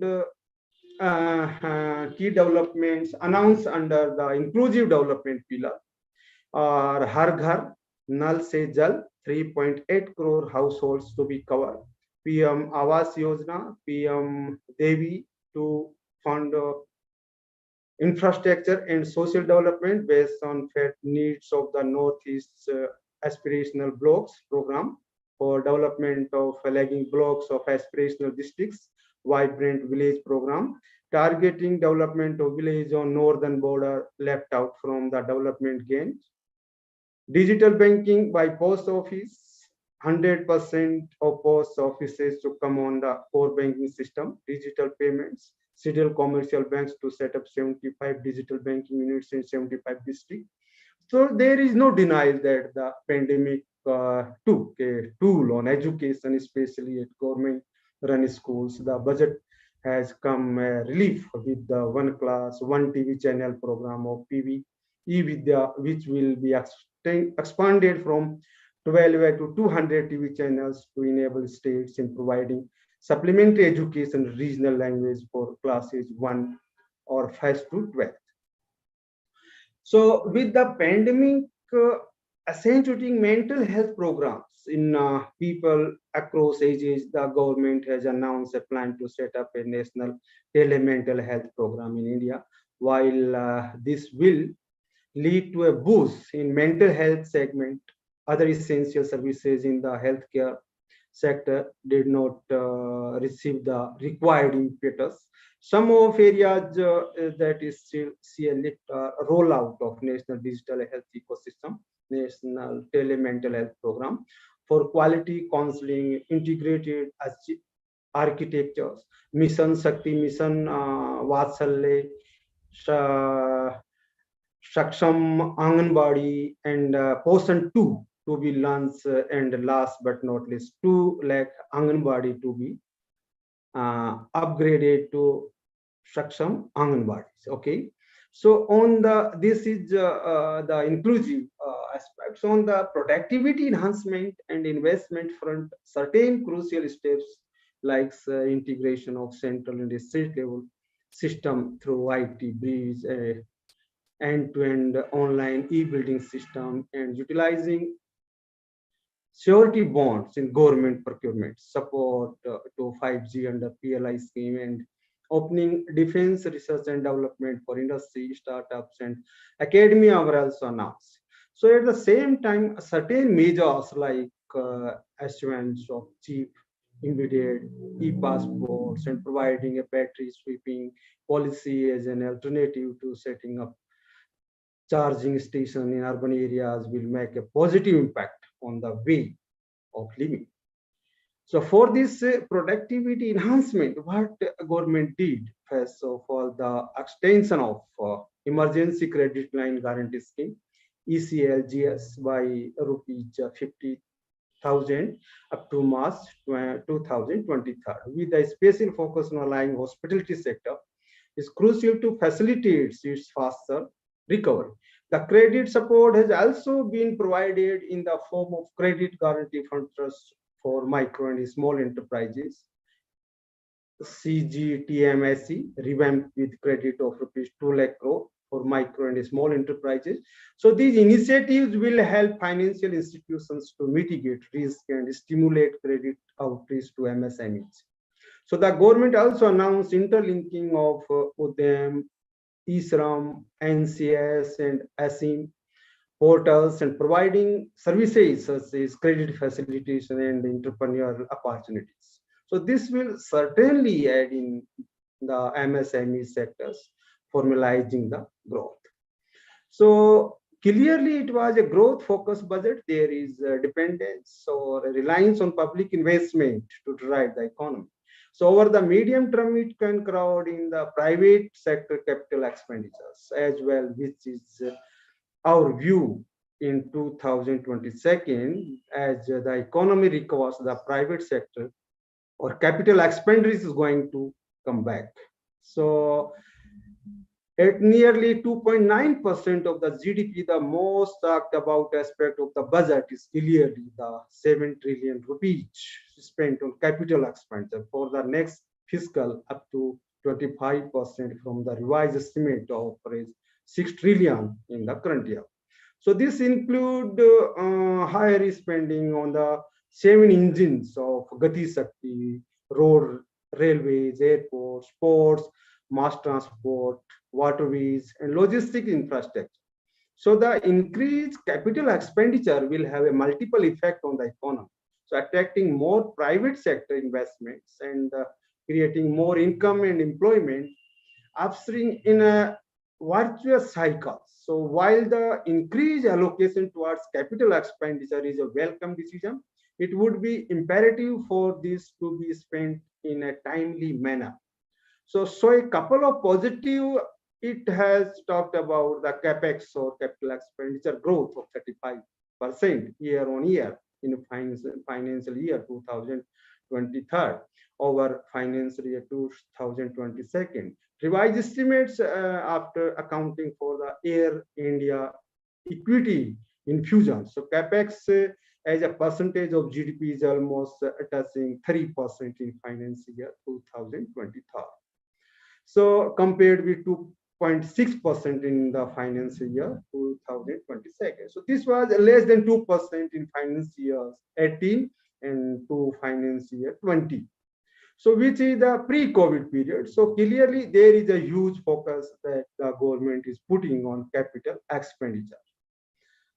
So with the proposed introduction of digital rupee using blockchain and other technologies by the Reserve Bank of India, currency management system may prove more efficient and cheaper. So on the fiscal front, there were concerns that the government would likely see a sharp slippage on its fiscal deficit target, but the finance minister has announced only a marginal slippage is against a budget target of 6.8% of GDP in 2021-22. The fiscal deficit is now estimated at 6.9%, in line with the path of consolidation. So the finance minister has paid to bring down its fiscal deficit to 6.4% of the GDP in 2022 and 23. So to provide greater fiscal space to states, two key steps have been introduced, namely an enhanced outlay to scheme for financial assistance, capital investment, and allowing a fiscal deficit of 4% of GSDP, gross state domestic product, of which 0.5% will be tied to power sector reforms. So on the direct tax front, there has no change in basic income tax exemption limits. So income slabs and tax rates. So the surcharge rate on all long-term capital assets have been kept at 15%. Option has been provided to file updated returns within 2 years from the end of the assessment year. So subject to payment of additional taxes and fulfillment of conditions. So the proposal also provide tax relief to people with disabilities. The period of incorporation of eligible startups has been extended by an additional year. Nearly incorporated manufacturing entitles will also be entitled to a year extension in the time for commencement of manufacture to quality under the concessional tax regime. So income from transfer to virtual assets will be taxed at 30%. So the budget also emphasized on basic litigation management to avoid repetitive appeals. The concessional rate of 15% on foreign dividends has been removed from finance year 22-23. So with respect to indirect tax, the time limit has been extended by 2 months up to November 30th.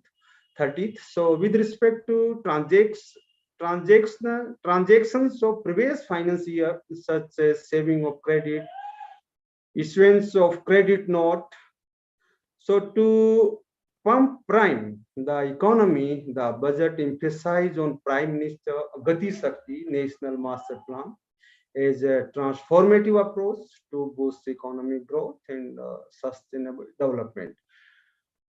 Driven by its 7 engines, this include mass transport, waterways, railways, roads, airports, ports, and logistic infrastructure. So the strategy also covers national master plan aimed at world-class modern infrastructure and logistics synergy. So from Kisan drones to public-private partnerships to help deliver high-tech services to farmers, the union budget focus was clearly on increasing the overall use of technology in the agricultural sector to provide such high-tech services to farmers, provide agri-tech players are likely to engage with the public sector. So under a scheme that will be launched in the PPP mode, so along with the focus on increasing farmers' digital presence, the proposal also provides the much needed boost to agri-tech startups, including a fund with blended capital raised under the co-investment model, which will be facilitated through NABARD. So additionally, chemical-free natural farming will be promoted throughout the country with a focus on farmers' lands in the 5-kilometer wide corridor along the river Ganga for farmers to adopt natural farming. Comprehensive package for the participation of state governments and MSMEs is to be introduced. So power have been granted to impose restrictions on utilization of balance electric credit ledger, blocking the credit in specific cases, SAGE reforms leading to replacement of SAGE Act, changes in custom administration of SAGE, introduction of risk-based intervention and usage of common EDI platforms. So customs duty exemptions on capital goods will be gratefully withdrawn. So directionally, it is a pragmatic budget aimed at compriming the economy, ramping up government expenditure and creating the right ecosystem for putting the Indian economy back on a high growth trajectory in line with the ambition of India fast forwarding towards becoming a $5 trillion economy. So this is the basic ambition of this budget, present government or particularly, our finance minister. So they have in their minds. So according to this, they have presented this document. Overall, as a student of economics, what I have understand and what I would like to say, it is a visionary document, no doubt, and it is no doubt a statement of forthcoming years, what we have expect, what we received and what we will expend on different sectors. So this type of things, no doubt, that is a raw statement, raw document, because last 2 years we have already faced, or not only we, even whole world, they have faced the problem of pandemic. So what will happen, that different thing, but forthcoming time would more better, and according to that, I think they have designed this document, and I hope, if suppose no doubt every budget, it is not possible, or every budget document that will implement it 100%, I always dubious, no doubt, because even just yesterday, our state CM, Chief Minister, also as a finance minister, he presented state budget, and there is nothing he left, I think, to cover or associate in his budgets. And he announced a lot of good welfare schemes, but how much, and how they will implement it, and what will happen on ground, that would definitely depends in forthcoming time. So to keep in mind, I think these all aspects or things, now I think I should stop it here. I don't know how much time I have taken, and it still remains some more minutes, I don't know, but I think it would more better for us, we discuss, lot of things with the students or faculty members. So I think now I should stop, or what you expect from me, I don't know. So, okay. Thank you once again to you all.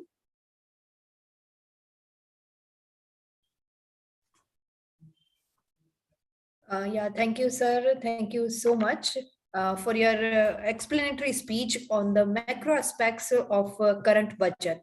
So your wonderful speech fulfilled the thrust of our audience regarding many more burning issues that you have raised. Thank you so much, sir, that you spend your valuable time for our conference. Sir again मैं आपसे permission चाहूंगी, कुछ audience के प्रश्न मेरे पास WhatsApp पर आ रहे हैं. कोई प्रॉब्लम नहीं, बिल्कुल बिल्कुल, आप तो शुरू करो. जी सर।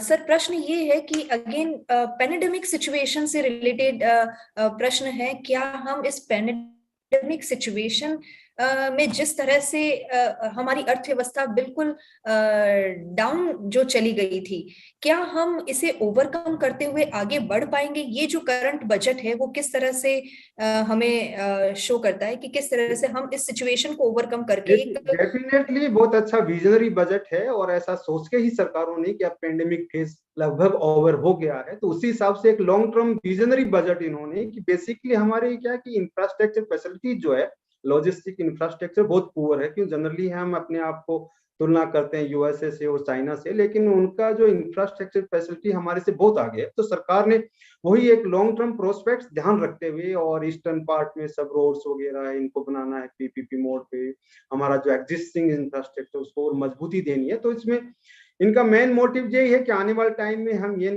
5 ट्रिलियन इकोनॉमी तो बने, क्यों कम से कम जब हम यूएसए और चाइना से तुलना करते हैं, उनकी लगभग 20 ट्रिलियन की इकोनॉमी है, 20 ट्रिलियन यूएस डॉलर की, तो हमारे से पर कैपिटा इनकम चाइना का 10 गुना ज्यादा है। तो इंडिया का उस पॉइंट ऑफ व्यू से हम जब कंपेयर करते हैं डेवलपमेंट पैरामीटर में, still we are far behind, no doubt, but forthcoming time would better this type of things, we have in our mind. And no doubt government, they have also they want to improve the living being of the people through this type of long term strategy or plans. इसके अलावा नहीं तो कोई चारा बचता नहीं है कि हम बहुत जल्दी लोगों का उद्धार कर सकते हैं। तो इसलिए थोड़ा लोगों को ऐसा लग रहा था कि भाई 5 राज्यों में चुनाव हो रहे हैं, बड़ा लोक लुभावना बजट आ सकता है, और फिर बाद में जब बजट आया तो लोगों को लगा कि देखो ये तो निम्न और मध्यम वर्ग के लिए कोई राहत नहीं है, कोई लोक लुभावना बजट भी नहीं। तो सरकार का क्लियर विजन यही था कि हमें अपने आने वाले टाइम में, क्योंकि अपने देश में दुर्भाग्य ये है कि कोई स्टेबल पॉलिसी प्लेटफॉर्म अभी तक तैयार नहीं कर पाए हम, और जो ही सरकारें बदलती हैं, पॉलिसी बदल जाती है, तो सरकारों को ये सोचना पड़ेगा इंडेड कि कम से कम 50 साल का कोई प्लान डॉक्यूमेंट तो बनाओ। चाइना वगैरह उन्हें 200 साल का, यूएसए ने 400 500 साल के प्लान बना रखे हैं। आप कहाँ बैठे हैं, फिर तुलना किससे करते हैं आप? तो इस तरह की बातें सोचने के हिसाब से इन्होंने किया है।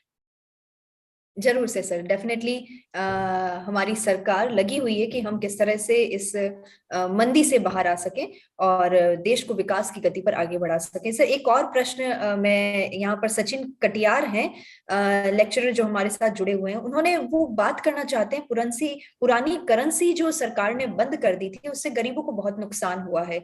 तो गरीबों के नुकसान को देखते हुए भारत सरकार को ऐसा कोई उपाय करना चाहिए या ऐसा कोई बजट लाना चाहिए जिससे गरीबों को फायदा हो। सर क्या ये बजट गरीबों के संबंध में फायदा देने वाला नहीं था? नहीं, देखो गरीब हम किसको मानते हैं दरअसल, एक तो सबसे बड़ी बात ये है। दूसरा ये है कि जो लो क्लास जो प्रॉब्लम थी अपने कंट्री में, देखो वैसे ओवरऑल अपने कंट्री का जब हम चर्चा करते हैं तो अपने पास क्या still we have 98% unorganise sector. दुर्भाग्य ये अपने देश का 98% हमारा अनऑर्गेनाइज सेक्टर है, तो उसमें किसी की कोई सिक्योरिटी है ही नहीं दरअसल। अभी जब अपना लॉकडाउन लगा था तो अपने को सबको पता कैसे रोड लोगों से भर गए थे और 2 टाइम का खाना उनके पास नहीं हो रहा था। तो ये सब चीज क्या है कि हमारे बोलने के लिए और बातें करने के लिए सरकार के सामने जब इस तरह की बात आती है तो अपने लेवल पे कई सारे कैश ट्रांसफर स्कीम्स वगैरह चलाए हैं उन्होंने, और कोशिश करते हैं। अभी पीडब्ल्यूडी कौन सा स्कीम है वो जो डिस्ट्रीब्यूशन स्कीम है उसके थ्रू कुछ इस तरह के और बहुत सारे प्रोग्राम चला के कोशिश तो करते हैं। कितना किसको मदद मिलती है, लार्ज स्केल पे कितना वेलफेयर हो पाता है, वो देखो एक मैक्रो लेवल पे अलग चीज है। अदरवाइज गवर्नमेंट स्कीम तो बहुत चलाती है, ऐसा नहीं कि वेलफेयर के लिए है नहीं, लेकिन हाँ इनकी कॉस्ट क्या है। एक दूसरा एस्पेक्ट सरकार का जो रेवेन्यू है और जो फिजिकल डिफिसिट की जो FRBM एक्ट वगैरह की हम बात करते हैं, वहां के कई बार हमको जब आउटसाइड जो एड लेनी पड़ती है तो उसमें बहुत सारी प्रॉब्लम आती है। तो मैक्रो लेवल पे और इंटरनेशनल लेवल पे जब हम देखते हैं तो एक अलग पहलू है। हमारे पर्सनल लेवल पे कि हमारे देश में गरीबों का ऐसा हाल है वो एक दूसरी बात है, लेकिन और हाँ सरकार का ऑब्जेक्ट तो लोगों का वेलफेयर करना है, ऐसा बात नहीं है। अब ये है कि किसको कितनी मदद मिली, वो उसका लोकल रिलेशन, लोकल लोगों से जानकारियां, बहुत सारे एस्पेक्ट अपने यहाँ तो सेंटिमेंट्स इतने हैं पड़ोसी और फिर जात का, फिर धर्म का, फिर राज्य का, कई सारी बातें लोगों को इन्फ्लुएंस करती हैं। अपन सब एक एक चीज को अच्छी तरह से जानते हैं, तो इसलिए मैक्रो लेवल पे सरकार ने स्कीम चला रखी है और उनका फायदा भी लोगों को मिलता है, ऐसा नहीं है, बहुत सारे लोगों को मिलता है। जी सर, सर मतलब ये कहें कि एक जनरलाइज्ड वे में सरकार ने इस बार बजट को बैलेंस करने की कोशिश की है। बजट को Thank केवल you, sir. डेवलपमेंट को डिवोट किया है कि हम ऑलरेडी बहुत सारे स्कीम्स लॉन्च कर चुके हैं, तो budget dedicated for long term prospects of development, because still we are far behind in logistic facilities और services, basically particularly good quality of roads, ports, airports. These all things, they are necessary for globalization era, or during this type of changes in the world. So these things are necessary, part and parcel of good quality of development or growth, high growth rate. Yes, sir. Sir, thank you so much, sir. वैसे प्रश्न मेरे पास और भी हैं, लेकिन sir समय की सीमा को देखते हुए मैं इस सेशन को फिलहाल यहीं विराम देना चाहूंगी। और बहुत बहुत धन्यवाद सर। जैसा फीडबैक मुझे ऑडियंस से मिल रहा है, very nice session, very explanatory session. Sir ये वंडरफुल सेशन के लिए आपको बहुत बहुत बधाई सर, और बहुत धन्यवाद आपका कि सर आप अपना समय निकालकर हमारे साथ जुड़े हैं। बिल्कुल, आप लोगों का भी धन्यवाद, आपने मुझे इनवाइट किया और मैं आप लोगों के साथ ये जंग से शेयर कर पाया। Thank you. Thank you, sir, for expressing your views, sir. Thank you, sir. Now this is the time for the third technical session. Yes, audience. Now we have the key speaker, Dr. Mahesh Srivastava, Associate Professor, Department of Economics, Government Digvijay PG Autonomous College, Rajnandgaon, Chhattisgarh. You have a specialization in industrial labor economics and has done extensive study in tribal development. You have more than 25 years of research experience, also teaching experience. In addition, you have 6 books published, 4 research projects completed, and also got published a number of research papers in different reputed national and international journals. You are the member of many renowned academic councils and board of studies panels. So please warm welcome our key speaker of third session with the topic Union Budget 2022-23, a SWOT analysis. Now welcome our speaker, Dr. Mahesh Srivastava. Welcome, sir. Over to you. Thank you. So you can share your screen if. Yeah. So,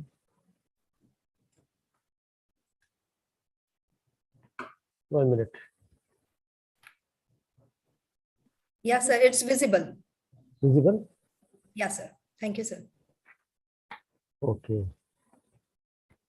Thank you, madam.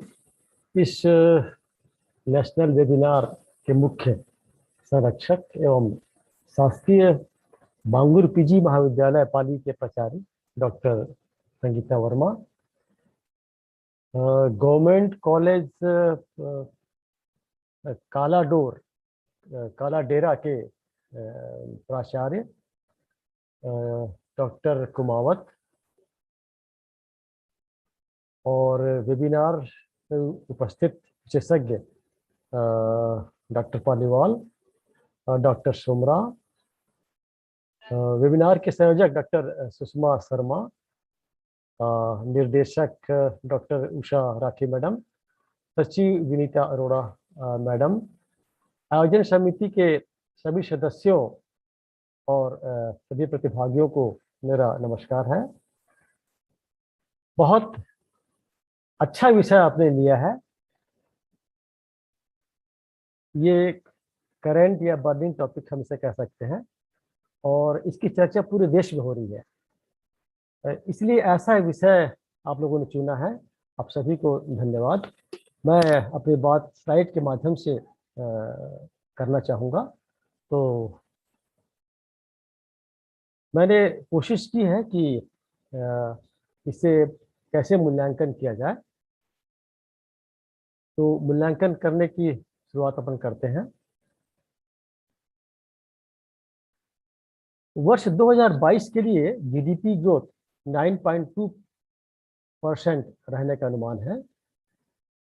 कृषि और उद्योग में क्रमशः 3.9% और 11.8% की वृद्धि होने का अनुमान है। उद्योग क्षेत्र में ऋण वृद्धि में सुधार हुआ है, लेकिन सेवा क्षेत्र में अभी भी सुधार नहीं हुआ है।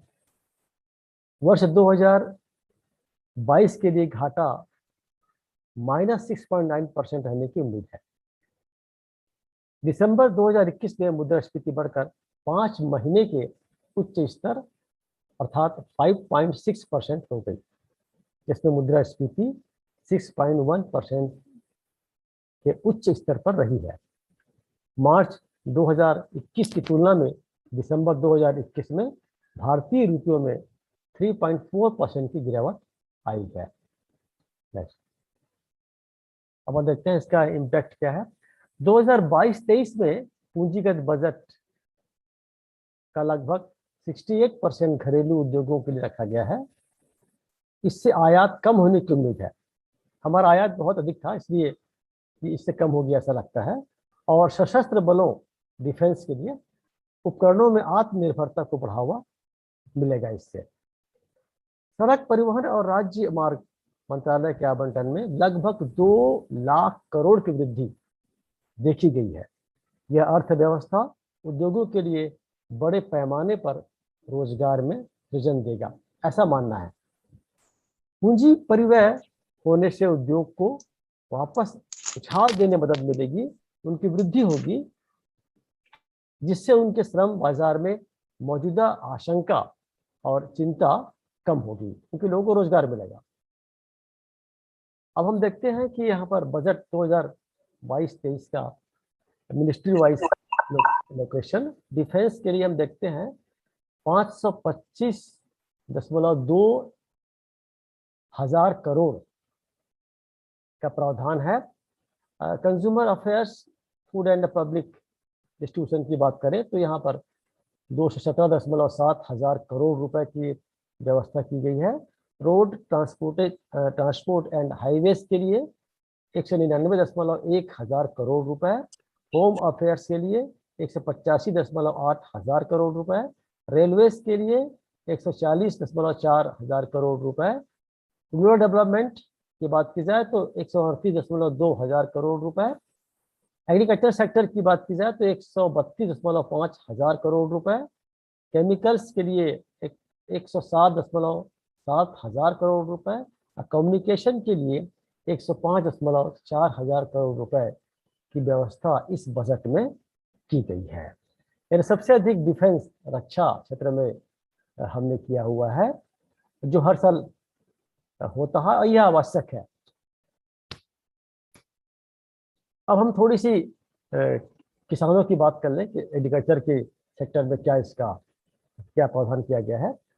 किसानों को सुनिश्चित आय करने के लिए सरकार ने वित्तीय वर्ष 2022-23 के लिए गेहूं और धान किसानों को एमएसपी या न्यूनतम समर्थन मूल्य का प्रत्यक्ष भुगतान के लिए 2.37 लाख करोड़ की घोषणा की है। पूरे देश में रासायनिक मुक्त प्राकृतिक खेती को बढ़ावा दिया जाएगा। गंगा नदी के किनारे 5 किलोमीटर चौड़े कॉरिडोर में किसानों को जमीन पर शुरुआती फोकस है। नाबार्ड जो है एक बैंक है जो कृषि और ग्रामीण उद्यमों के लिए स्टार्टअप को कुपोषित करने के लिए फंड की सुविधा प्रदान करेगा।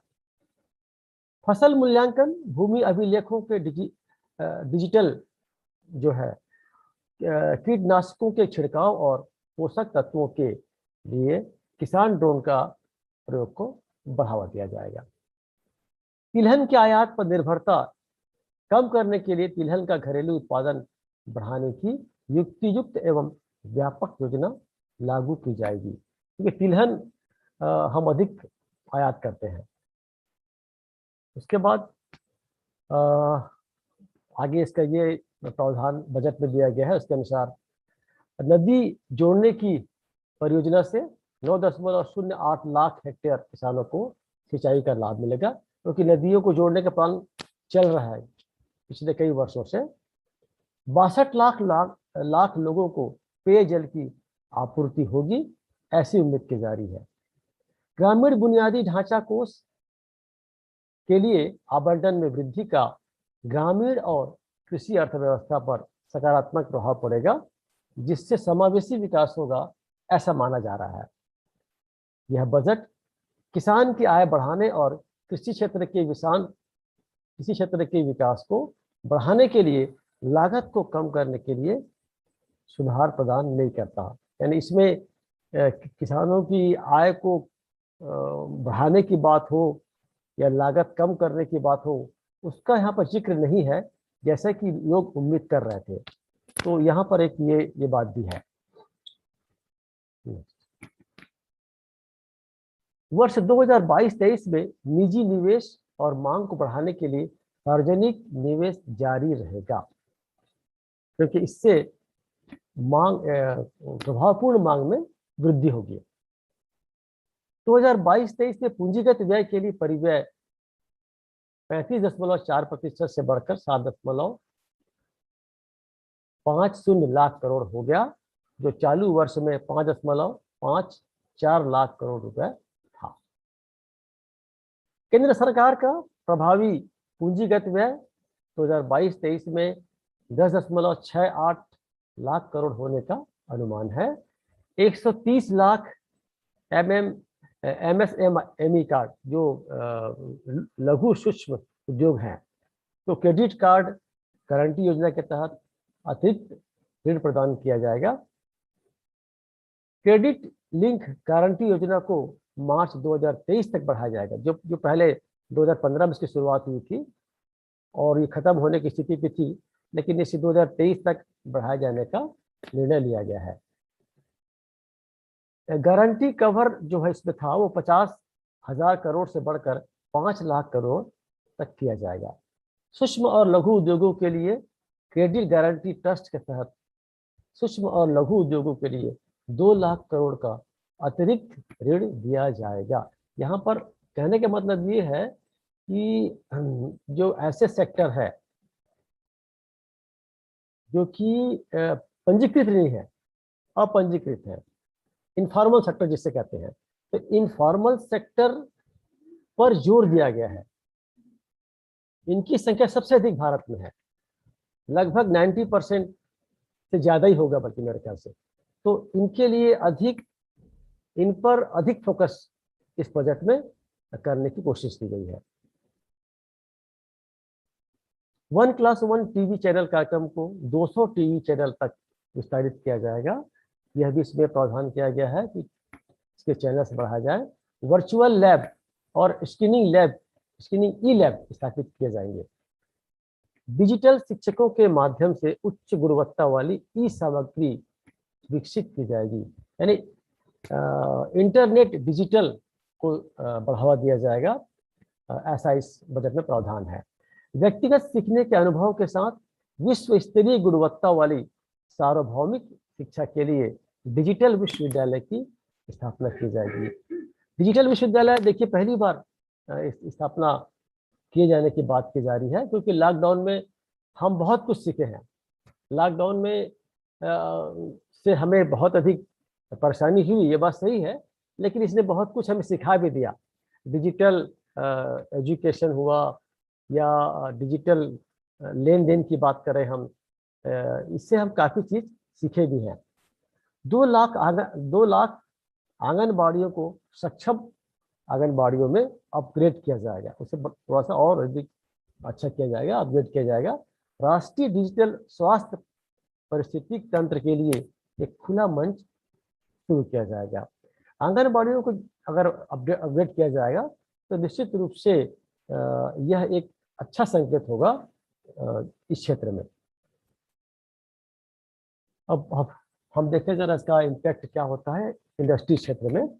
इलेक्ट्रिक वाहनों के लिए घोषित नीतिगत उपाय उनके अपनाने को और बढ़ावा देने के लिए निर्धारित किए गए हैं। इलेक्ट्रिक वाहनों पर जोर दिया जाता ताकि पॉल्यूशन कम हो हमारे देश में, इस पर गवर्नमेंट अधिक ध्यान दे रही है। और उसके अलावा कुल पूंजीगत व्यय में वृद्धि, नई विनिर्माण संस्थाओं के लिए रियायती कॉर्पोरेट कर दर से विस्तार का सकारात्मक प्रभाव पड़ने की संभावना है। पूंजीगत व्यय और नई पूंजीगत संस्थाओं के निर्माण से ऐसी संभावना व्यक्त की गई है कि इससे इसका सकारात्मक पॉजिटिव इफेक्ट, सकारात्मक प्रभाव पड़ेगा। डिजिटल बैंकिंग और डिजिटल भुगतान व्यवसाय सरकार के समर्थन से लाभान्वित होंगे। कुल पूंजीगत व्यय में वृद्धि और नई विनिर्माण संस्थाओं के लिए रियायती कॉर्पोरेट कर की दर से विस्तार उपभोक्ता उत्पाद उद्योग पर सकारात्मक प्रभाव पैदा होने की भी संभावनाएं हैं। अपन ने इससे पहले ही बता दिया है कि डिजिटल बैंकिंग शुरुआत पर सरकार जोर दे रही है। आर्थिक विकास और सतत विकास के लिए एक क्रांतिकारी दृष्टिकोण पीएम गति शक्ति को लॉन्च किया गया है। यह सभी के लिए नौकरी और उद्यमशीलता के अवसरों को बढ़ावा देने की उम्मीद है। यहाँ पर देखिए, पीएम गति शक्ति योजना जो है, इसके माध्यम से देश के युवा नागरिकों को रोजगार के अवसर प्रदान किए जाएंगे तथा उत्पादन एवं रोजगार के क्षेत्र में भी वृद्धि होगी। अब ये इसके तहत प्रधानमंत्री कौशल विकास योजना, प्रधानमंत्री मुद्रा योजना आदि पहले से संचालित हैं। ये जो जितने भी योजनाएं हैं, ये पीएम गति शक्ति की ही योजनाएं हैं, ये जो अभी भी संचालित है। इसके अलावा एक मजबूत डिजिटल तंत्र के निर्माण के लिए 5G स्पेक्ट्रम, इसकी भी शुरुआत की जाएगी। ये 5G स्पेक्ट्रम जो है, ये प्रसारण में अधिक गति से काम करेगा और कम समय में, और इसके अलावा दूरस्थ अंचलों में नेटवर्क की कनेक्टिविटी होगी और उसकी शुरुआत होगी। तो इस पर भी सरकार जोर दे रही है। इस बजट में प्रावधान किया गया इसके लिए। Thank you. ये कुछ बातें मैंने ऐसी की हैं कि जो इसके पहले के हमारे सम्मानित वक्ताओं ने लगभग पूरा कर दिया था, कवर किया था इस बजट को, इसलिए मैंने इसे बहुत शॉर्ट में प्रस्तुत किया आपके सामने। मैं थोड़ा सा जाना चाहूँगा सरकार के समक्ष जो है चुनौतियाँ सरकार के समक्ष हैं, मैं उस पर जाना चाहूँगा।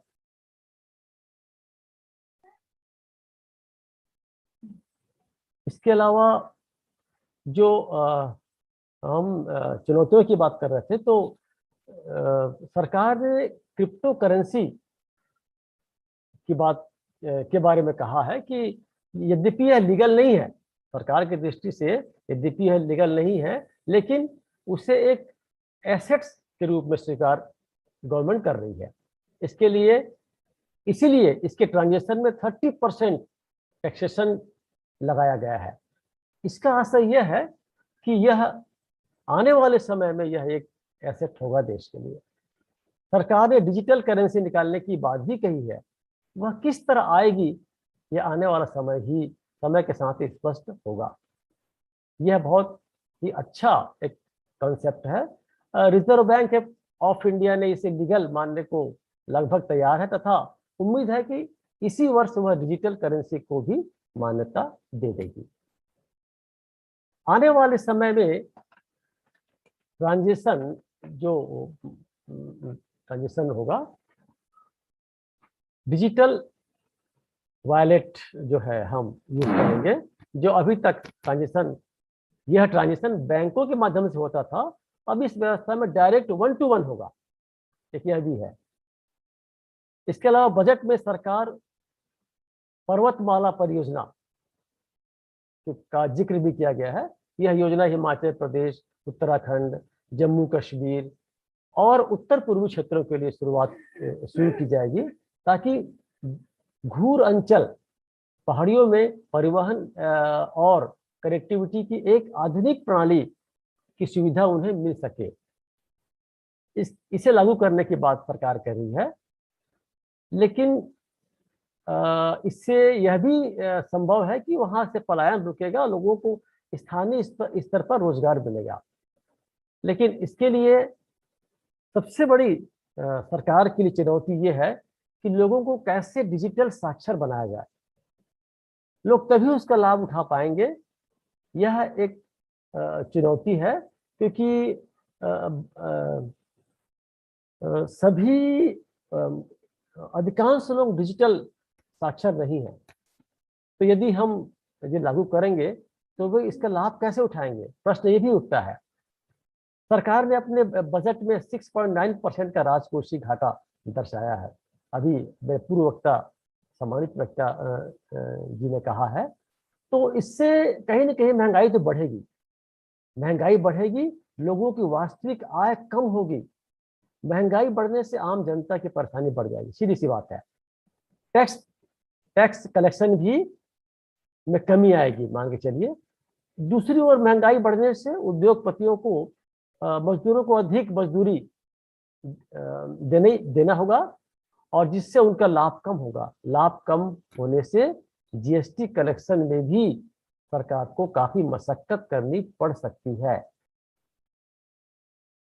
कुल मिलाकर यह आर्थिक चक्र हमारे लिए परेशानी बढ़ाने वाला दुष्चक्र तो नहीं होगा। ऐसे बहुत सारे चुनौतियां सरकार के सामने हैं, बहुत सारे प्रश्न हैं। बजट में डिजिटल विश्वविद्यालय स्थापित करने के साथ साथ गांव तक ऑप्टिकल फाइबर बिछाने की बात भी कही गई है, जो इंटरनेट के माध्यम से संभव होगा। लेकिन लोगों के पास क्या पर्याप्त मात्रा में स्मार्ट मोबाइल है? क्या वो इंटरनेट यूज करने का ज्ञान रखते हैं, जानते हैं?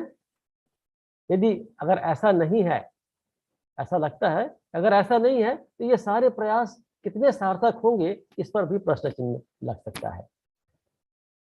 इसके लिए हमें लोगों को मोबाइल सुविधा के साथ इंटरनेट की मुख्य धारा से जोड़ना होगा।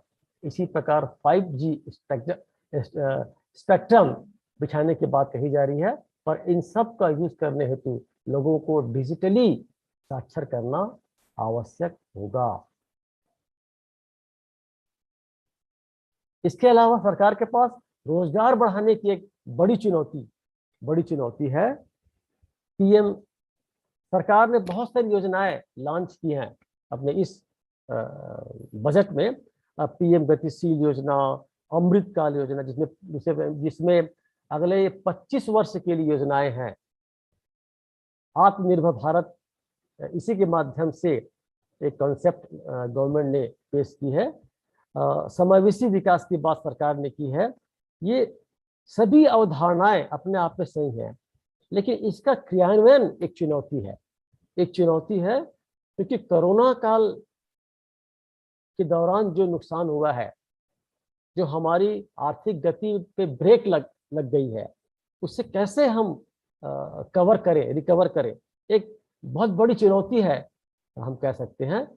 तो इस तरह से मैंने अपनी बातें रखी है, और जो सरकार की चुनौतियां हैं, क्रियान्वयन में कठिनाइयां हैं, ये मुद्दा मुझे लगता है कि अधिक महत्वपूर्ण है, और मैंने इसे रखने का प्रयास किया है। आप सभी ने मेरी बातों को सुना, आपने अवसर दिया, आप सभी को धन्यवाद।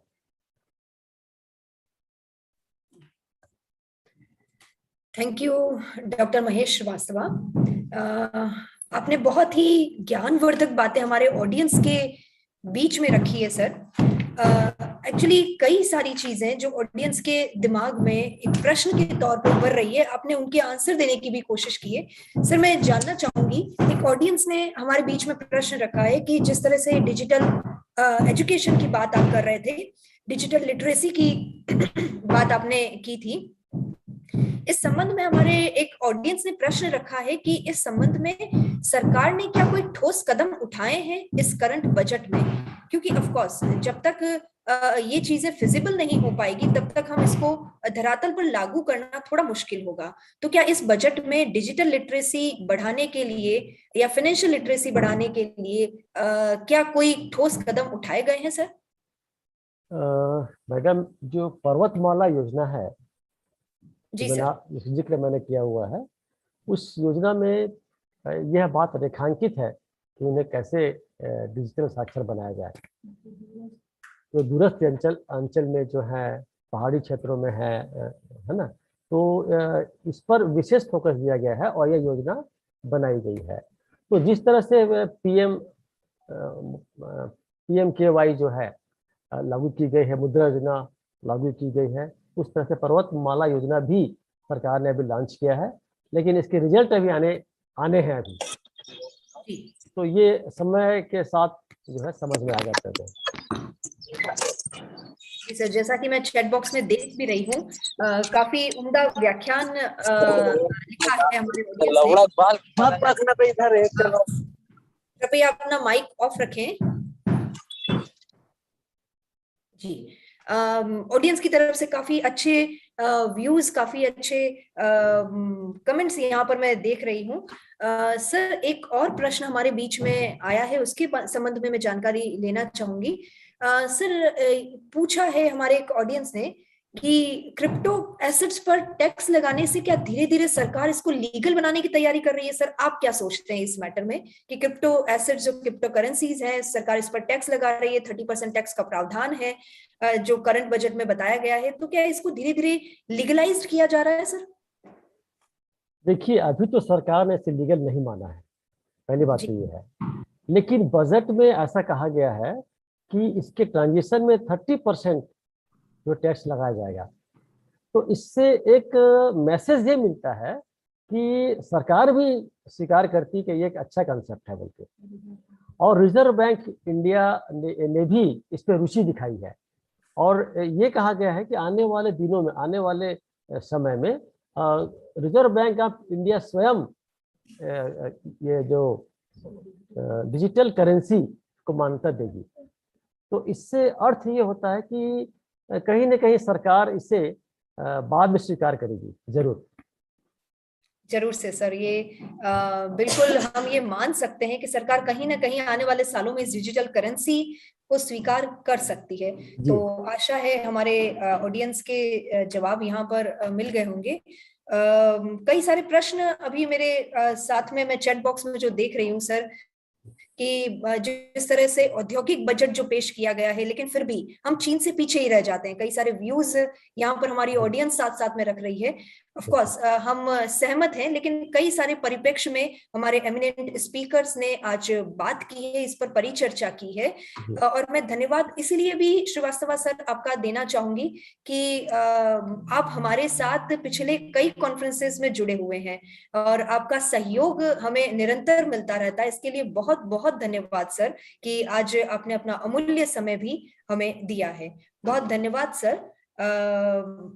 I want to please sir stop sharing so that we can start the validatory session for this e-conference. Thank you, sir.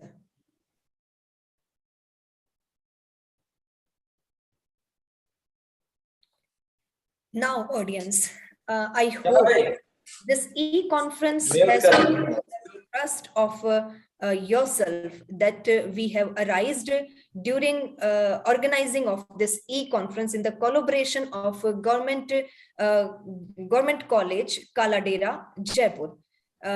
आशा है इसी विचारों के साथ इसी परिचर्चा यहाँ समाप्त तो नहीं हुई है। ये एक बड़ा ही विस्तृत विषय है जिस पर लगातार चर्चाएं की जाए उतना कम है, लेकिन कई सारे मुद्दों को, कई सारी बातों को हमने आज उठाया है। हमारे जो प्रबुद्ध स्पीकर्स हैं, वक्ता गण हैं, उन्होंने इन बातों को आज के सेशंस में उठाया। और इससे सबसे इम्पोर्टेंट बात यह है कि हमारे ऑडियंस, हमारा जो उद्देश्य है इस कॉन्फ्रेंस को आयोजित करने का, ये पूर्ण हुआ है। तो इसी के साथ बहुत धन्यवाद सभी हमारे स्पीकर्स का। Now this is the time for the validatory session. जी हाँ, in this validatory session we are opening the session for the feedback, and on my WhatsApp, on my group, I am getting lots of feedback regarding our session, regarding our speakers. So first of all, for the feedback I am inviting doctor Neelu Srivastava. Neelu Srivastava, हमने आपको zoom meeting पर जोड़ा है। आप professor in English, आप छत्तीसगढ़ से ही हैं। Ma'am, आप हमारे आज की इस कॉन्फ्रेंस के बारे में अपना फीडबैक दीजिए मैम, सब संक्षेप में, in very brief. Okay, thank you so much, ma'am, for inviting me to present the feedback. First of all, I would like to congratulate the entire team who has organized this national webinar on such a relevant topic in today's scenario, because budget 22 is still not very much explored, and this webinar, I am sure, and I must say that it has been successful in decoding budget 22 in a true sense. And all the speakers were very magnificent, they were outstanding, and they have made their presentation in a brilliant manner.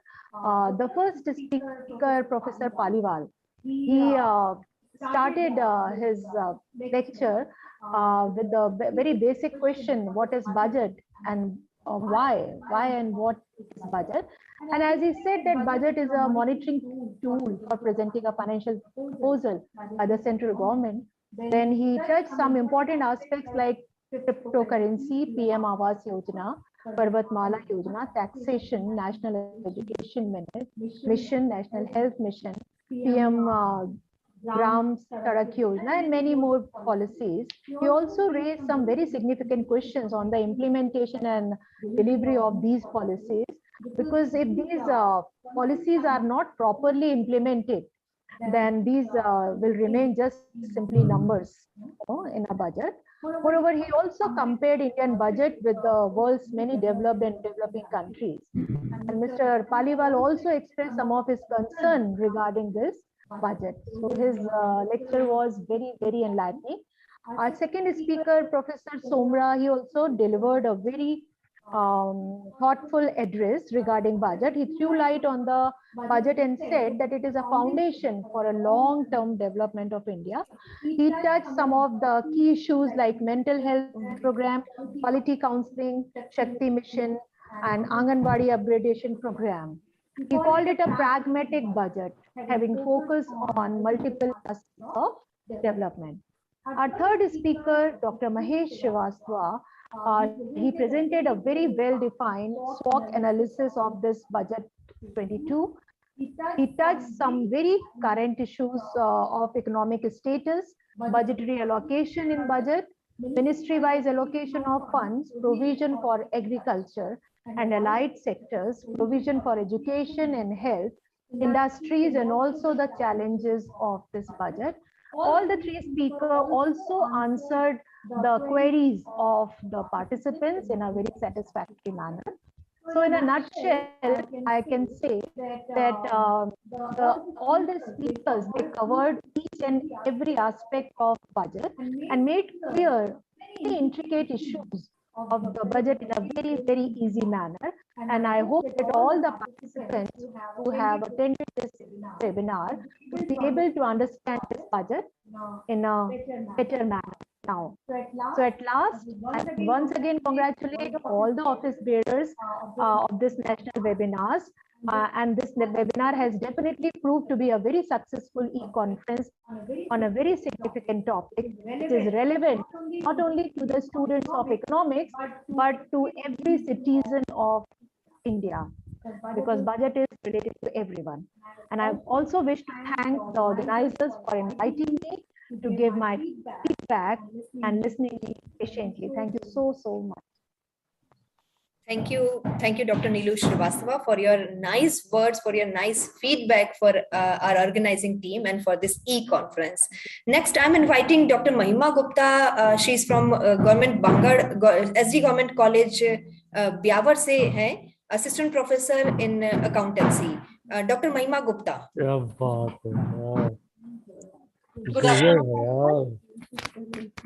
Good afternoon, everyone. आज जो ये ई conference हुई है, सबसे पहले तो मैं पूरी टीम को बधाई देना चाहूंगी कि उन्होंने इतने सिग्निफिकेंट टॉपिक पे ई कॉन्फ्रेंस ऑर्गेनाइज की। आज के सभी स्पीकर्स ने बजट को प्रैक्टिकली इतना अच्छे से समझाया है कि हर कोई इसके बारे में बहुत ही माइन्यूटली समझ पाने में सक्सेस हो गया है। तो thank you to all the speakers and very congratulations to the organizing team. Thank you. Thank you, Dr. Mahima. You really gave a nice feedback for our team. Now I am inviting Dr. Chayan Mehta. She's associate professor in chemistry and from Government College, Jodhpur. Dr. Chayan Mehta. Yeah, ma'am. धन्यवाद विनीता जी। राजकीय बांगड़ महाविद्यालय पाली के प्राचार्य doctor Sangeeta ma'am, RLS college Kaladera के प्राचार्य doctor Kumawat, आयोजन सचिव doctor Vinita, doctor Seema Pareek एवं इस नेशनल ई कॉन्फ्रेंस आयोजित कराने वाले सारे ऑर्गेनाइजेशन टीम को सबसे पहले मैं बहुत बहुत बधाई देना चाहती हूँ आपके इस बहुत ही सुंदर आयोजन के लिए। आप सभी बहुत बधाई के पात्र हैं। आपने decoding union budget 2022-23 prospects and challenges जो विषय रखा है अपनी ई कॉन्फ्रेंस का, वो वाकई एक बहुत ही अच्छा विषय है जिसकी चर्चा आज पूरे देश में हो रही है। और इस चर्चा में आपने बहुत ही नॉलेजेबल की स्पीकर्स को सभी ऑडियंस के सामने रखा, तो वाकई में आप लोग बहुत बहुत बधाई के पात्र हैं। जैसा कि हम सभी जानते हैं कि बजट सभी के जीवन को प्रभावित करता है और इस बजट जो कि सभी के जीवन को प्रभावित करता है उसकी संभावनाओं और चुनौतियों को सभी स्पीकर्स ने बहुत ही संक्षिप्त रूप में बहुत अच्छी तरह से समझाने का प्रयास किया है। सर्वप्रथम प्रोफेसर उदयलाल जी पालीवाल सर ने तुलनात्मक अध्ययन के रूप में, SS सोमरा सर ने इम्पैक्ट एनालिसिस बताकर और डॉक्टर महेश श्रीवास्तव ने बहुत ही विस्तृत अध्ययन को बहुत सुलभ भाषा में हमारे विद्यार्थियों तक पहुंचाया। निश्चित रूप से आप तीनों के ये व्याख्यान हमारे सभी फैकल्टी मेंबर्स, हमारे साथियों के साथ साथ हमारे विद्यार्थियों के लिए भी बहुत ही उपयोगी रहेंगे। सर, आप सभी का बहुत बहुत आभार और बहुत बहुत धन्यवाद। और सबसे ज्यादा धन्यवाद हमारे बांगड़ कॉलेज की टीम का और कालाडेरा कॉलेज की टीम का कि जिन्होंने इतना अच्छा प्रोग्राम डिजाइन किया और हम सब जो कि इकोनॉमिक्स और कॉमर्स से जुड़े हुए नहीं हैं वो भी बजट को किस तरह से, क्योंकि बजट तो इम्पोर्टेंट सभी के लिए है, किस तरह से आसानी से इसे समझ पाए। आप सभी के को इस सुंदर आयोजन के लिए बहुत बहुत बधाई।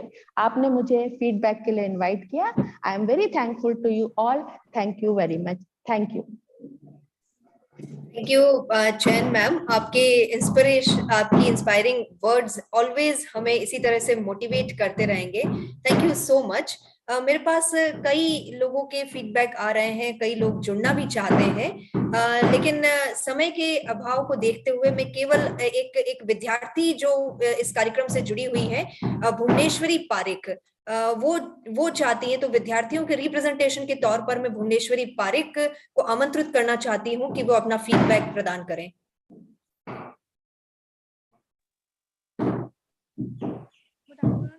भुवनेश्वरी,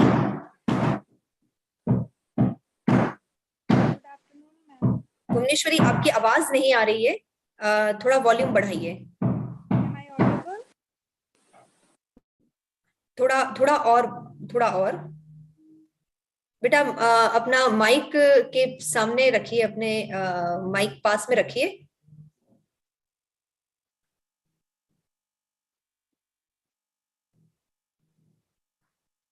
भुवनेश्वरी,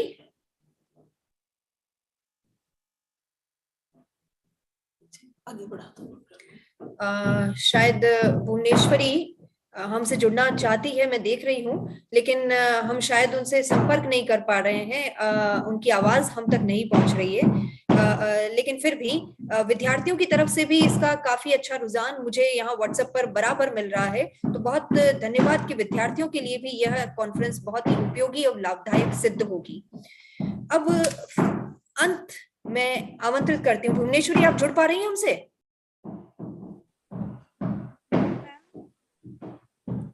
आपकी आवाज नहीं आ रही है भुवनेश्वरी।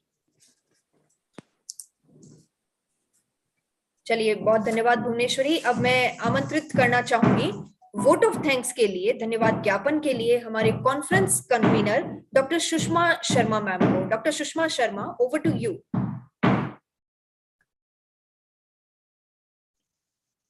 Thank you Vinita ji. आप सभी को नमस्कार।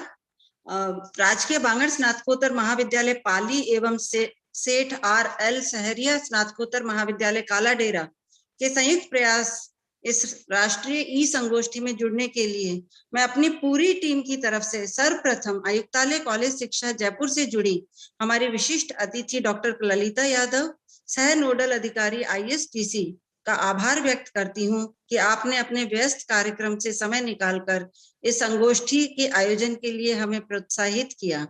आयुक्तालय के नवाचार प्रकोष्ठ ने मैडम पहले ही हम लोगों को इस तरह के आयोजन के लिए ट्रेन कर दिया था कि कोविड-19 के समय में आपने ऑनलाइन अध्ययन एवं अध्यापन का जो इनिशिएटिव लिया था, उस वजह से इस तरह के कार्यक्रम के आयोजन के लिए हम लोग तैयार हो गए थे। बहुत बहुत धन्यवाद मैडम आपका जुड़ने के लिए।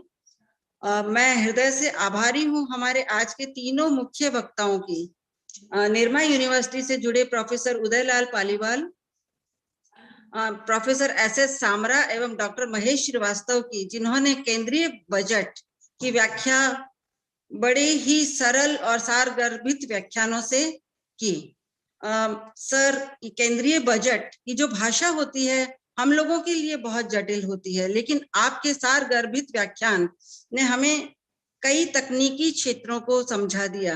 सर, आप सभी ने हमारी इस राष्ट्रीय ई संगोष्ठी से जुड़कर हमारे इस आयोजन के उद्देश्य को सफल बनाया।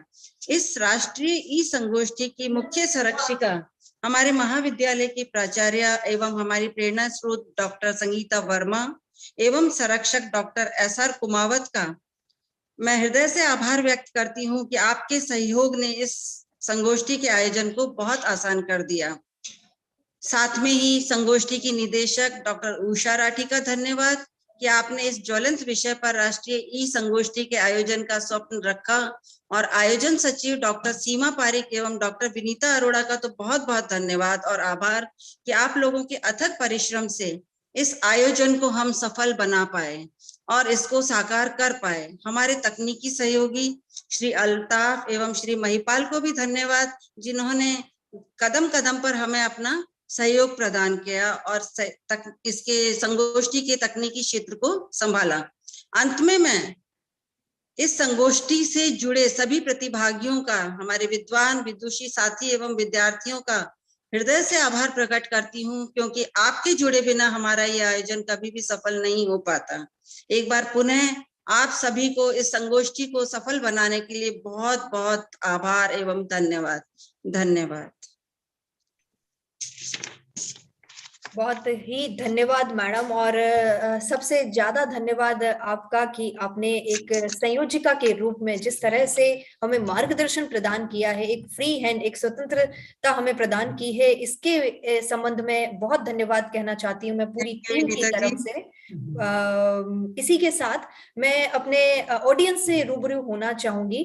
मैं बता देना चाहूंगी कि फीडबैक लिंक यूट्यूब पर शेयर किया जा चुका है। आपके फीडबैक लिंक भरते ही आपको सर्टिफिकेट मिल जाएंगे, लेकिन हमारे पास 100 तक की सीमा होती है, 100 तक की लिमिट होती है। इस वजह से हम केवल 100 सर्टिफिकेट आज इशू हो पाएंगे। आपने फीडबैक लिंक भरा है लेकिन सर्टिफिकेट नहीं मिला है तो प्लीज आप थोड़ा वेट करें।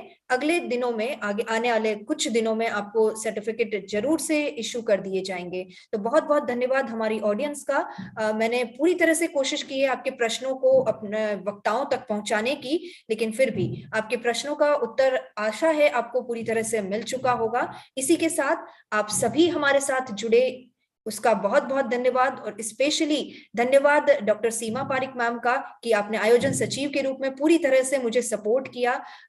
एक तरह से जो मंत्र आपने मुझे दिया है कि विनीता गो अहेड, तो बहुत धन्यवाद मैम आपका। Lots of thanks to you. Doctor Usha Rathi, you really deserve it. Doctor Usha Rathi, आपका नाम लिए बिना इस कॉन्फ्रेंस को खत्म करना शायद मेरे लिए संभव नहीं होगा, क्योंकि आपने जिस तरह से डायरेक्शन मुझे दिया है, जो मोटिवेशन मुझे दिया है, रातों रातों तक हम जगकर बात किया करते थे और इस कॉन्फ्रेंस के बारे में चर्चा किया करते थे, तो आपके सहयोग के बिना शायद ये कॉन्फ्रेंस संभव नहीं हो पाती। तो thank you doctor Usha Rathi. Finally, I am thanking our patron and chief patron. आपका बहुत धन्यवाद कि आपने हमारे patron doctor SR Kumawat sir और हमारी chief patron doctor Sangeeta Verma ma'am, आपने जिस तरह से एक वास्तव में संरक्षक के तौर पर इस कॉन्फ्रेंस को सफल बनाने में हमारा पूर्ण सहयोग दिया, हर मुद्दे पर आपने अपनी स्वीकृति प्रदान की, इसके लिए बहुत बहुत धन्यवाद। अंत में हमारी सभी ऑडियंस का, हमारे सभी स्पीकर्स का आभार, धन्यवाद। धन्यवाद। धन्यवाद।